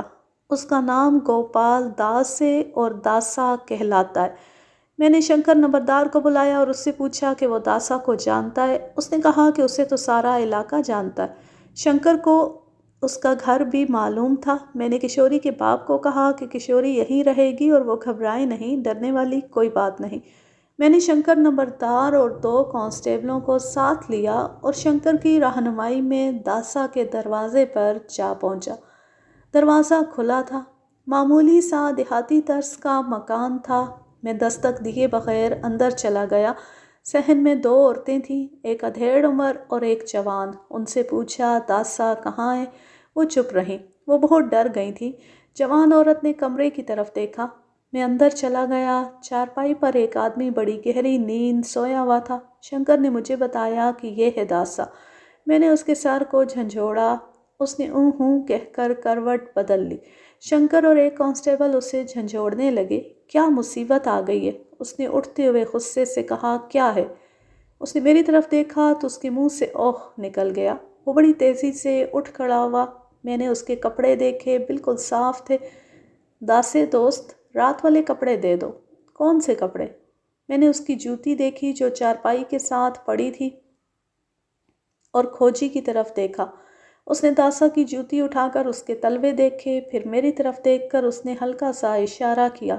کھرا اسی جوتی کا تھا۔ داسے، میں نے کہا تھا رات والے کپڑے دے دو۔ تلاشی میں کپڑے برآمد ہوئے تو مجھ سے رعایت کی توقع نہ رکھنا۔ تمہارے نکلنے کا کوئی راستہ نہیں ہے داسے۔ میرا قصور کیا ہے حضور؟ مکان کی تلاشی لو۔ ایک کانسٹیبل صحن میں نکل گیا۔ رسی پر پاجامہ اور کرتا پڑے ہوئے تھے، دھو کر ڈالے گئے تھے۔ کانسٹیبل نے دونوں کپڑے اتار لیے۔ میں نے دونوں عورتوں سے پوچھا کہ یہ کپڑے کس نے دھوئے تھے؟ دونوں نے ایک دوسرے کی طرف دیکھا۔ میں نے اپنا سوال دہرایا۔ میرے گھر کی کسی عورت کے ساتھ بات نہ کرنا تھانے دار صاحب۔ داسا جو مجھ سے 4-5 قدم دور کھڑا تھا، مجھ سے پوچھو کیا پوچھتے ہو؟ میں نے اس کے قریب جا کر اس کے منہ پر اتنی زور سے تھپڑ مارا کہ وہ اپنے گھر کی عورتوں کے سامنے جا گرا۔ ان سب کو تھانے لے چلو۔ داسا منت سماجت پر آ گیا۔ میں نے اس کی ایک نہ سنی اور اس کے گھر کی دونوں عورتوں کو باہر لے گیا۔ ایک اس کی ماں اور دوسری اس کی بیوی تھی۔ میرے ساتھ 2 کانسٹیبل تھے۔ میں نے پاجامے اور کرتے کی برآمدگی کے کاغذات تیار کیے اور گواہوں کے دستخط کرائے۔ ان تینوں کو میں تھانے لے جانے لگا تو دونوں عورتیں ہاتھ جوڑ کر میرے آگے آ گئیں، لیکن میں نے پرواہ نہ کی۔ ایک کانسٹیبل کے پاس ہتھکڑی تھی جو میں نے داسا کو لگوا دی اور اسے اس کی ماں اور بیوی کے ساتھ تھانے روانہ کر دیا۔ ایک آدمی سے کہا کہ وہ شفاعت کی گفت کو جائے اور تینوں چیلوں اور کانسٹیبلوں کو تھانے پہنچنے کو کہے۔ میں خود کشوری کے گھر چلا گیا اور اس کے باپ سے کہا کہ وہ کشوری کے ساتھ تھانے چلا چلے۔ میں نے اسے تسلی دی کہ اس کے خلاف کوئی کارروائی نہیں ہوگی۔ میں جب تھانے پہنچا تو دن کے 3 بج رہے تھے۔ میں نے داسا کو الگ، اس کی ماں کو الگ اور اس کی بیوی کو الگ بٹھا دیا۔ شفاعت کے چیلے پہنچ چکے تھے۔ میں نے انہیں اپنے دفتر میں بلا کر کہا کہ باہر ایک آدمی بیٹھا ہے، اسے اچھی طرح پہچان لے۔ میں نے انہیں موقع کے گواہوں کے طور پر استعمال کرنا تھا۔ داسا کو ہتھکڑی لگی ہوئی تھی۔ میں نے تھوڑی دیر بعد اسے حوالات میں بند کر دیا۔ میں FIR اور دیگر کاغذات تیار کرنے میں مصروف ہو گیا۔ میں داسا اور اس کی عورتوں سے آدھی رات کے بعد پوچھ گچھ کرنا چاہتا تھا۔ شام کے بعد میں اپنے گھر چلا گیا۔ کشوری اور اس کے باپ کے سونے کا، کھانے کا میں نے انتظام کر دیا تھا۔ رات 1:30 بجے کے قریب میں تھانے میں آیا اور داسا کو حوالات سے نکلوا کر اپنے کمرے میں بٹھا لیا۔ داسے، اقبالی بیان دے دے۔ تیری ماں اور بیوی نے رو رو کر بیان دے دیے۔ یہ میں نے ہوا میں تیر چلایا تھا۔ ان دونوں عورتوں کے ساتھ تو میری بات ہی نہیں ہوئی تھی۔ یہی پاجامہ اور کرتا تھا نا جو تم نے قتل کے وقت پہنا ہوا تھا؟ تم تو بالکل اناڑی ہو۔ تمہیں معلوم نہیں تھا کہ بدمعاشی کچھ اور چیز ہے اور قتل بڑا ہی مختلف معاملہ ہے۔ تم نے اتنی سی بھی احتیاط نہ کی کہ تمہارے گاؤں کا ایک عینی شاہد وہاں موجود تھا اور تم نے گاؤں میں آ کر اس کا منہ بند کرنے کی نہ سوچی۔ تم مزے سے اور دوپہر تک سوئے رہے۔ یہ بھی سوچ لو کہ عینی شاہد 3 اور آدمی تھے۔ وہ مقتول سادھو کے چیلے ہیں۔ یہ غلط ہے۔ وہ تینوں وہاں نہیں تھے۔ وہ موقع کے گواہ کس طرح ہو سکتے ہیں؟ اتنا کہہ کر وہ چونک پڑا۔ اس کا رنگ بدل گیا، لیکن اس کے منہ سے جو الفاظ نکل گئے تھے وہ واپس منہ میں نہیں جا سکتے تھے۔ میں نے اس کے کندھے پر ہلکی سی تھپکی دی۔ وہ تو بالکل ہی اناڑی تھا۔ ایسے آدمی کو ہم پھوکا بدمعاش کہا کرتے تھے۔ میرے ذہن میں قتل کی وجہ یہ آئی کہ یہ شخص کشوری کے پیچھے پڑا ہوا تھا، مگر کشوری شفاعت سادھو کی ہو کے رہ گئی تھی۔ داسا نے شفاعت کو راستے سے ہٹا دیا۔ اس نے کشوری کو ادھر آتے دیکھ لیا ہوگا۔ داسے، اپنی ماں اور بیوی کی عزت آبرو کا خیال کر اور بول پڑ۔ پھر دیکھ میں تجھے کس طرح نکالتا ہوں۔ جھوٹ سے اور چھپانے سے تم پھانسی سے نہیں بچ سکو گے۔ میں موقع کے جھوٹے گواہ عدالت میں لے جا کر تمہیں سزائے موت دلا دوں گا۔ اس میں کوئی شک نہیں کہ تم قاتل ہو۔ سیدھی بات کرو اور زندہ رہو۔ وہ سوچ میں پڑ گیا اور اس کا سر جھک گیا۔ میں انتظار کرتا رہا۔ 1.5 منٹ بعد اس نے شکست کے لہجے میں کہا، شہر کے 2 آدمیوں کو بلا دیں، لالا گنیش چند اور سیٹھ بنارسی داس۔ میں ان کے سامنے بیان دوں گا۔ ان کے سامنے کون؟ اور یہ تو بتاؤ کہ تمہارے ساتھ دوسرا آدمی کون تھا؟ ہم دونوں سے سادھو کو انہوں نے ہی قتل کرایا ہے۔ کہتے تھے کہ تم پکڑے نہیں جاؤ گے، پکڑے گئے تو تمہیں چھڑا لیں گے۔ داسا کا بیان بڑا لمبا تھا۔ میں آپ کو دلچسپی کی بات سنا دیتا ہوں۔ لالا گنیش چند اور سیٹھ بنارسی داس قصبے کے دولت مند تاجر تھے اور وہ وہاں کے لیڈر تھے۔ یہی 2 ہندو پہلی بار اپنے سادھو کی گرفتاری پر میرے پاس آئے تھے اور دوسری بار مجھ سے پوچھنے آئے تھے کہ یہ سادھو مسلمان تو نہیں۔ انہوں نے مجھے کہا تھا کہ ان کے اپنے مخبر ہیں جو پتہ چلا لیں گے کہ یہ سادھو شفاعت جعلی ہے یا اصلی۔ انہوں نے کسی طرح معلوم کر لیا کہ یہ سادھو جعلی ہے اور مسلمان ہے۔ یہ پتہ پریتو نے چلایا تھا۔ لالے اور سیٹھ نے اسے کہا کہ اس سادھو کو قتل کر دو اور 500 روپیہ نقد وصول کرو۔ پریتو نے 500 روپیہ لے لیا۔ داسا اس کا دوست تھا۔ پریتو داسا کے گاؤں گیا اور اسے 250 روپیہ دے کر شفاعت کے قتل پر آمادہ کر لیا۔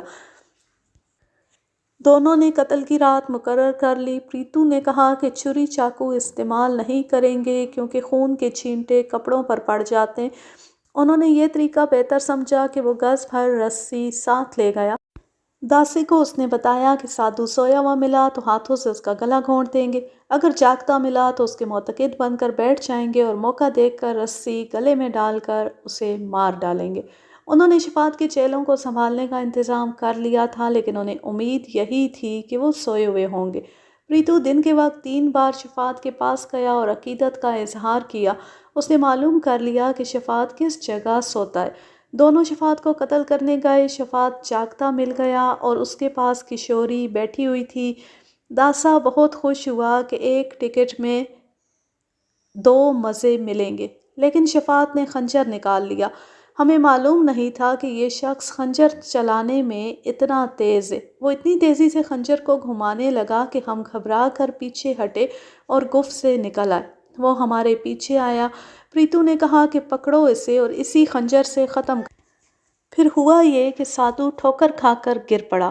ان دونوں نے اسے اٹھنے نہ دیا، اسے خنجر چھین کر 2 وار کیے۔ شفاعت اٹھا تو پریتو نے آخری وار اس کے پیٹ میں کیا اور خنجر وہیں چھوڑ کر دونوں بھاگ آئے۔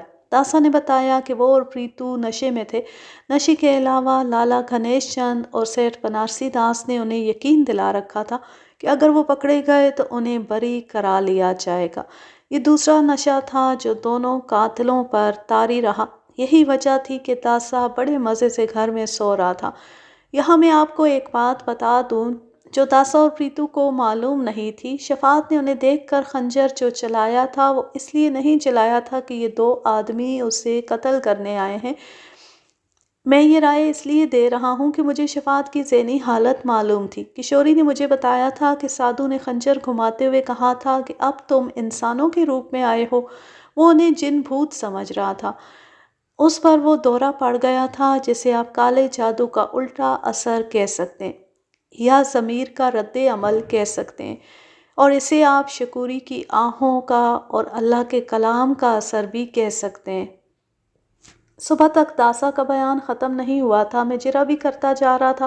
مجھے تو ذرا سی تفصیل کی ضرورت تھی کیونکہ مجھے مقدمہ قائم کرنا تھا۔ یہ اطلاع مجھے 2 گھنٹے پہلے مل گئی تھی کہ پریتو کو گھر سے گرفتار کر لیا گیا اور اسے حوالات میں بند کر دیا گیا ہے۔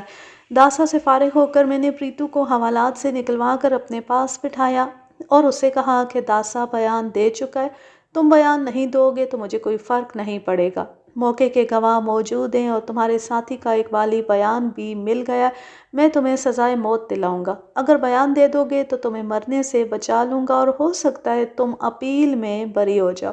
میں تمہیں یہ بھی بتا دیتا ہوں کہ اقبالی بیان نہیں دو گے تو یہاں تمہاری حالت زندہ لاش جیسی کر دوں گا۔ پریتو بھی کچا آدمی نکلا۔ وہ پہلی بار پکڑا گیا تھا۔ پولیس کے ساتھ اس کا واسطہ کبھی نہیں پڑا تھا۔ تھوڑی سی پس و پیش کے بعد وہ مان گیا اور اس نے اقبالی بیان دے دیا۔ یہ داسا کے بیان کی تائید تھی، بہت ہی معمولی سا فرق تھا۔ پریتو کا بیان شروع ہونے سے پہلے میں نے ایک کام کیا۔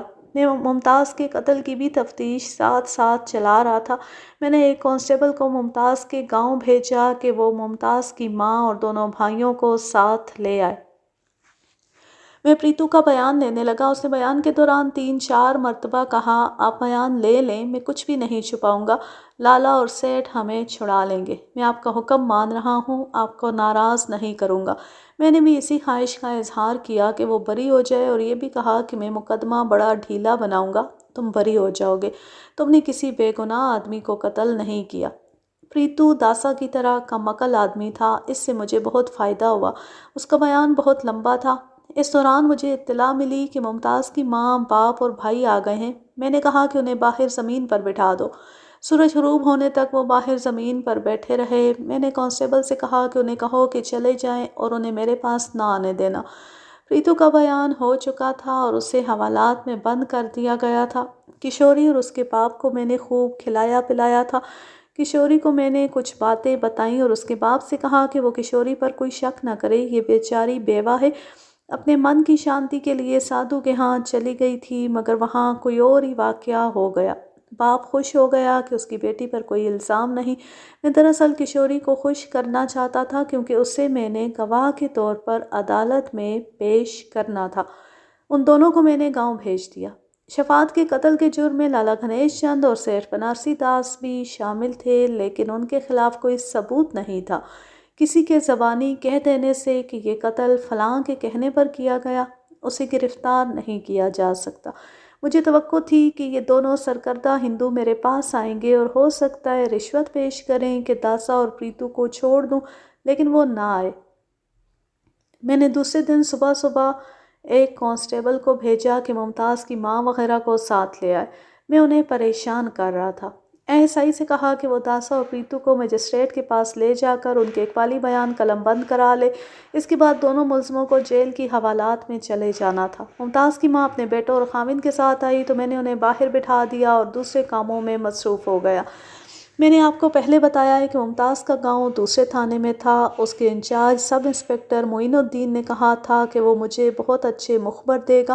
اس نے اپنا یہ وعدہ پورا کر دیا۔ اس کے دو مخبروں نے ممتاز اور اس کے خاندان کے متعلق بڑے کام کی باتیں بتائی تھیں، جن سے ممتاز کے بھائیوں پر میرا شک پختہ ہوتا چلا جا رہا تھا۔ ان کی ماں کو بار بار تھانے بلا کر دراصل میں اس کے بھائیوں کو پریشان کر رہا تھا۔ شام ہونے کو آئی لیکن میں نے ان لوگوں کو گاؤں چلے جانے کی اجازت نہ دی۔ سورج غروب ہو گیا، اندھیرا ہو گیا۔ میں اپنے گھر جانے لگا تو ممتاز کا بڑا بھائی میرے پاس آیا۔ وہ بہت پریشان تھا۔ کہنے لگا کہ انہیں جانے کی اجازت کیوں نہیں دی جا رہی۔ میں نے کہا کہ وہ مشتبہ ہیں، میں انہیں جب تک چاہوں گا تھانے میں رکھوں گا۔ میں گھر سے واپس آیا تو ممتاز کی ماں کو بلایا۔ اس کی یہ حالت تھی کہ پاؤں پر کھڑی رہنے کے قابل نہیں تھی۔ تم جس سادھو کے پاس جایا کرتی تھیں وہ قتل ہو گیا ہے اور شک تمہارے بیٹوں پر کیا جا رہا ہے۔ اس کی حالت ایسی ہو گئی جیسے وہ بے ہوش ہو جائے گی۔ جس روز تمہارے بیٹوں کو پتہ چل گیا کہ منور کے ساتھ تمہارا کیا تعلق تھا، اس روز وہ منور کو بھی قتل کر دیں گے۔ تمہارے بیٹے پھانسی کے تختے پر کھڑے ہیں، انہیں بچاؤ۔ آپ اندازہ کر سکتے ہیں کہ ایسی باتوں سے ایک ماں کی جذباتی حالت کیا ہوئی ہوگی۔ اس سے زیادہ بری حالت اس ماں کی ہو گئی۔ اس نے پہلے میری ٹھوڑی پکڑی، پھر فرش پر بیٹھ کر میرے پاؤں پکڑ لیے، رو رو کر کہنے لگی کہ میرے بیٹوں کی جگہ مجھے پھانسی دے دو، میں اپنی زمینیں بیچ کر ساری رقم آپ کے قدموں میں رکھ دوں گی۔ میں اس کے پاؤں تلے سے زمین نکالتا چلا گیا۔ اسے اس کا بھی اچھا خاصا دھچکا لگا تھا کہ میں نے اس کے اور منور کے تعلقات کا ذکر کر دیا تھا۔ وہ میرے آگے بچھتی چلی گئی۔ میں سادھو کے قتل میں تمہارے بیٹوں کو نہیں پکڑوں گا۔ میں قسم کھا کر وعدہ کرتا ہوں کہ کسی اور جرم میں تمہارے بیٹوں کو گرفتار نہیں کروں گا، لیکن ممتاز کے قتل کے متعلق مجھے صحیح بات معلوم ہونی چاہیے، ورنہ میں تمہارے بیٹوں کے لیے کچھ نہیں کر سکوں گا۔ اس میں کوئی شک نہیں کہ اپنی بہن کو انہوں نے قتل کیا ہے۔ انہیں کہو مجھے بتا دے، میں انہیں بچا سکتا ہوں۔ لاش کی شناخت نہیں ہوئی، میرے سوا کسی کو معلوم نہیں کہ وہ لاش تمہاری بیٹی کی تھی۔ میں نے اس عورت کو 1 گھنٹہ چکر دیے، ایک سے ایک دلکش فریب دیا۔ میں اسے کہہ رہا تھا کہ وہ اپنے بیٹوں سے کہے کہ وہ مجھے بتا دے کہ انہوں نے اپنی بہن کو کس طرح قتل کیا ہے۔ اگر نہیں بتائیں گے تو میں انہیں گرفتار کر لوں گا اور انہیں ایسے طریقے سے منوا لوں گا کہ پھر تم اپنے بیٹوں کو پہچان نہیں سکو گی۔ پھر وہ سیدھے پھانسی کے تختے پر یا عمر قید کے لیے کالا پانی چلے جائیں گے۔ خود بتا دیں گے تو میں انہیں صاف بچا لوں گا۔ آپ میرے بیٹوں کو چھوڑنے کا کیا لیں گے؟ وہ بہن کو قتل کرنے کا اقرار کر لیں، میں تمہارے بیٹوں کو چھوڑ دوں گا۔ مجھے انہوں نے 3-4 روز گزرے بتایا ہے کہ انہوں نے ممتاز کو قتل کر دیا تھا اور وہ لاش اپنی گھوڑی پر ڈال کر وہاں دبائے تھے جہاں سے ملی تھی۔ میں نے اس عورت کو تسلی دلاسا دے کر باہر بھیج دیا اور اس کے بڑے بیٹے کو بلایا۔ میں نے اسے بلانے میں دانستہ کچھ وقت لگایا تھا تاکہ ماں اسے اچھی طرح بتا دے کہ اس نے مجھے راز دے دیا ہے اور سودا طے ہو گیا ہے۔ ماں نے تمہیں کچھ کہا ہے؟ ہاں جی، ہم آپ کی جھولی بھر دیں گے۔ میں تمہاری کھال نہیں اتاروں گا، جائز رقم لوں گا اور تمہارا کام کر دوں گا۔ اس نے بتایا کہ جس رات اس کی ماں اور اس کا باپ دوسرے گاؤں گئے ہوئے تھے، انہوں نے ممتاز سے کہا کہ وہ اپنا دماغ درست کر لے۔ ممتاز نے انہیں کوئی جواب نہ دیا، وہ سو گئے۔ چھوٹے بھائی کی ویسے ہی آنکھ کھل گئی، اس نے دیکھا کہ ممتاز بستر پر نہیں تھی۔ اس نے بڑے بھائی کو جگایا، بڑا بھائی باہر نکلا، ممتاز آ رہی تھی۔ بڑے بھائی نے اس سے پوچھا کہ وہ کہاں سے آ رہی ہے۔ ممتاز نے کہا کہ دل گھبرا رہا تھا اس لیے باہر نکل گئی تھی۔ بڑے بھائی نے اسے گالی دی۔ ممتاز نے ایک کی بجائے 2 گالیاں دی۔ چھوٹا بھائی بھی باہر نکل آیا، اس نے ممتاز کو بڑی بیہودہ بات کہہ دی۔ ممتاز نے اسے اس سے زیادہ بیہودہ بات کہہ دی۔ دونوں اسے پکڑ کر اندر لے گئے۔ بڑے بھائی نے پیچھے سے اس کا گلا ہاتھوں میں دبا لیا۔ وہ مر گئی تو انہوں نے لاش گھوڑی پر ڈالی اور دور جا کر دبائے۔ انہوں نے گڑھا کدال سے کھودا تھا۔ چھوٹے بھائی کو بلایا تو بڑے بھائی کے کہنے پر اس نے بھی اقبال جرم کر لیا۔ رات آدھی گزر گئی تھی۔ میں نے ان کے ماں باپ سے کہا کہ وہ گاؤں چلے جائیں، ان کے بیٹے صبح آ جائیں گے۔ وہ چلے گئے اور میں نے دونوں بھائیوں کو حوالات میں بند کر دیا۔ دوسرے دن ان کا اقبالی بیان قلم بند کرانے کے لیے مجسٹریٹ کے پاس بھیجا تو دونوں نے بیان دینے سے انکار کر دیا۔ مجسٹریٹ نے انہیں جیل کی حوالات میں بھیج دیا۔ میں نے دونوں کیس، سادھو کا کیس اور ممتاز کا قتل، اکٹھے تیار کیے۔ دونوں کیسوں کو ثابت کرنا بڑا مشکل تھا۔ ممتاز کے قتل میں اس کے دونوں بھائیوں کو مجرم ثابت کرنا تو ناممکن نظر آ رہا تھا۔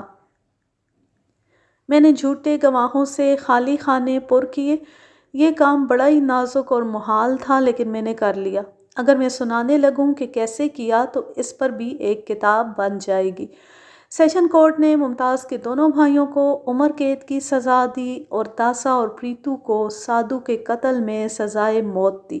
انہوں نے ہائی کورٹ میں اپیلیں دائر کیں، سب کی اپیلیں نامنظور ہو گئیں۔ دلچسپ بات یہ ہے کہ لالا گنیش چند اور سیٹھ بنارسی داس نے سادھو کو قتل کرایا تھا، لیکن وہ داسا اور پریتو کی مدد کو نہ آئے۔ انہوں نے ہندو ذہنیت کا بھرپور مظاہرہ کیا۔ یوں یہ زبردست کہانی، جس میں ایک ساتھ 3-4 کیسز اکٹھے ہو گئے تھے، ختم ہو گئی۔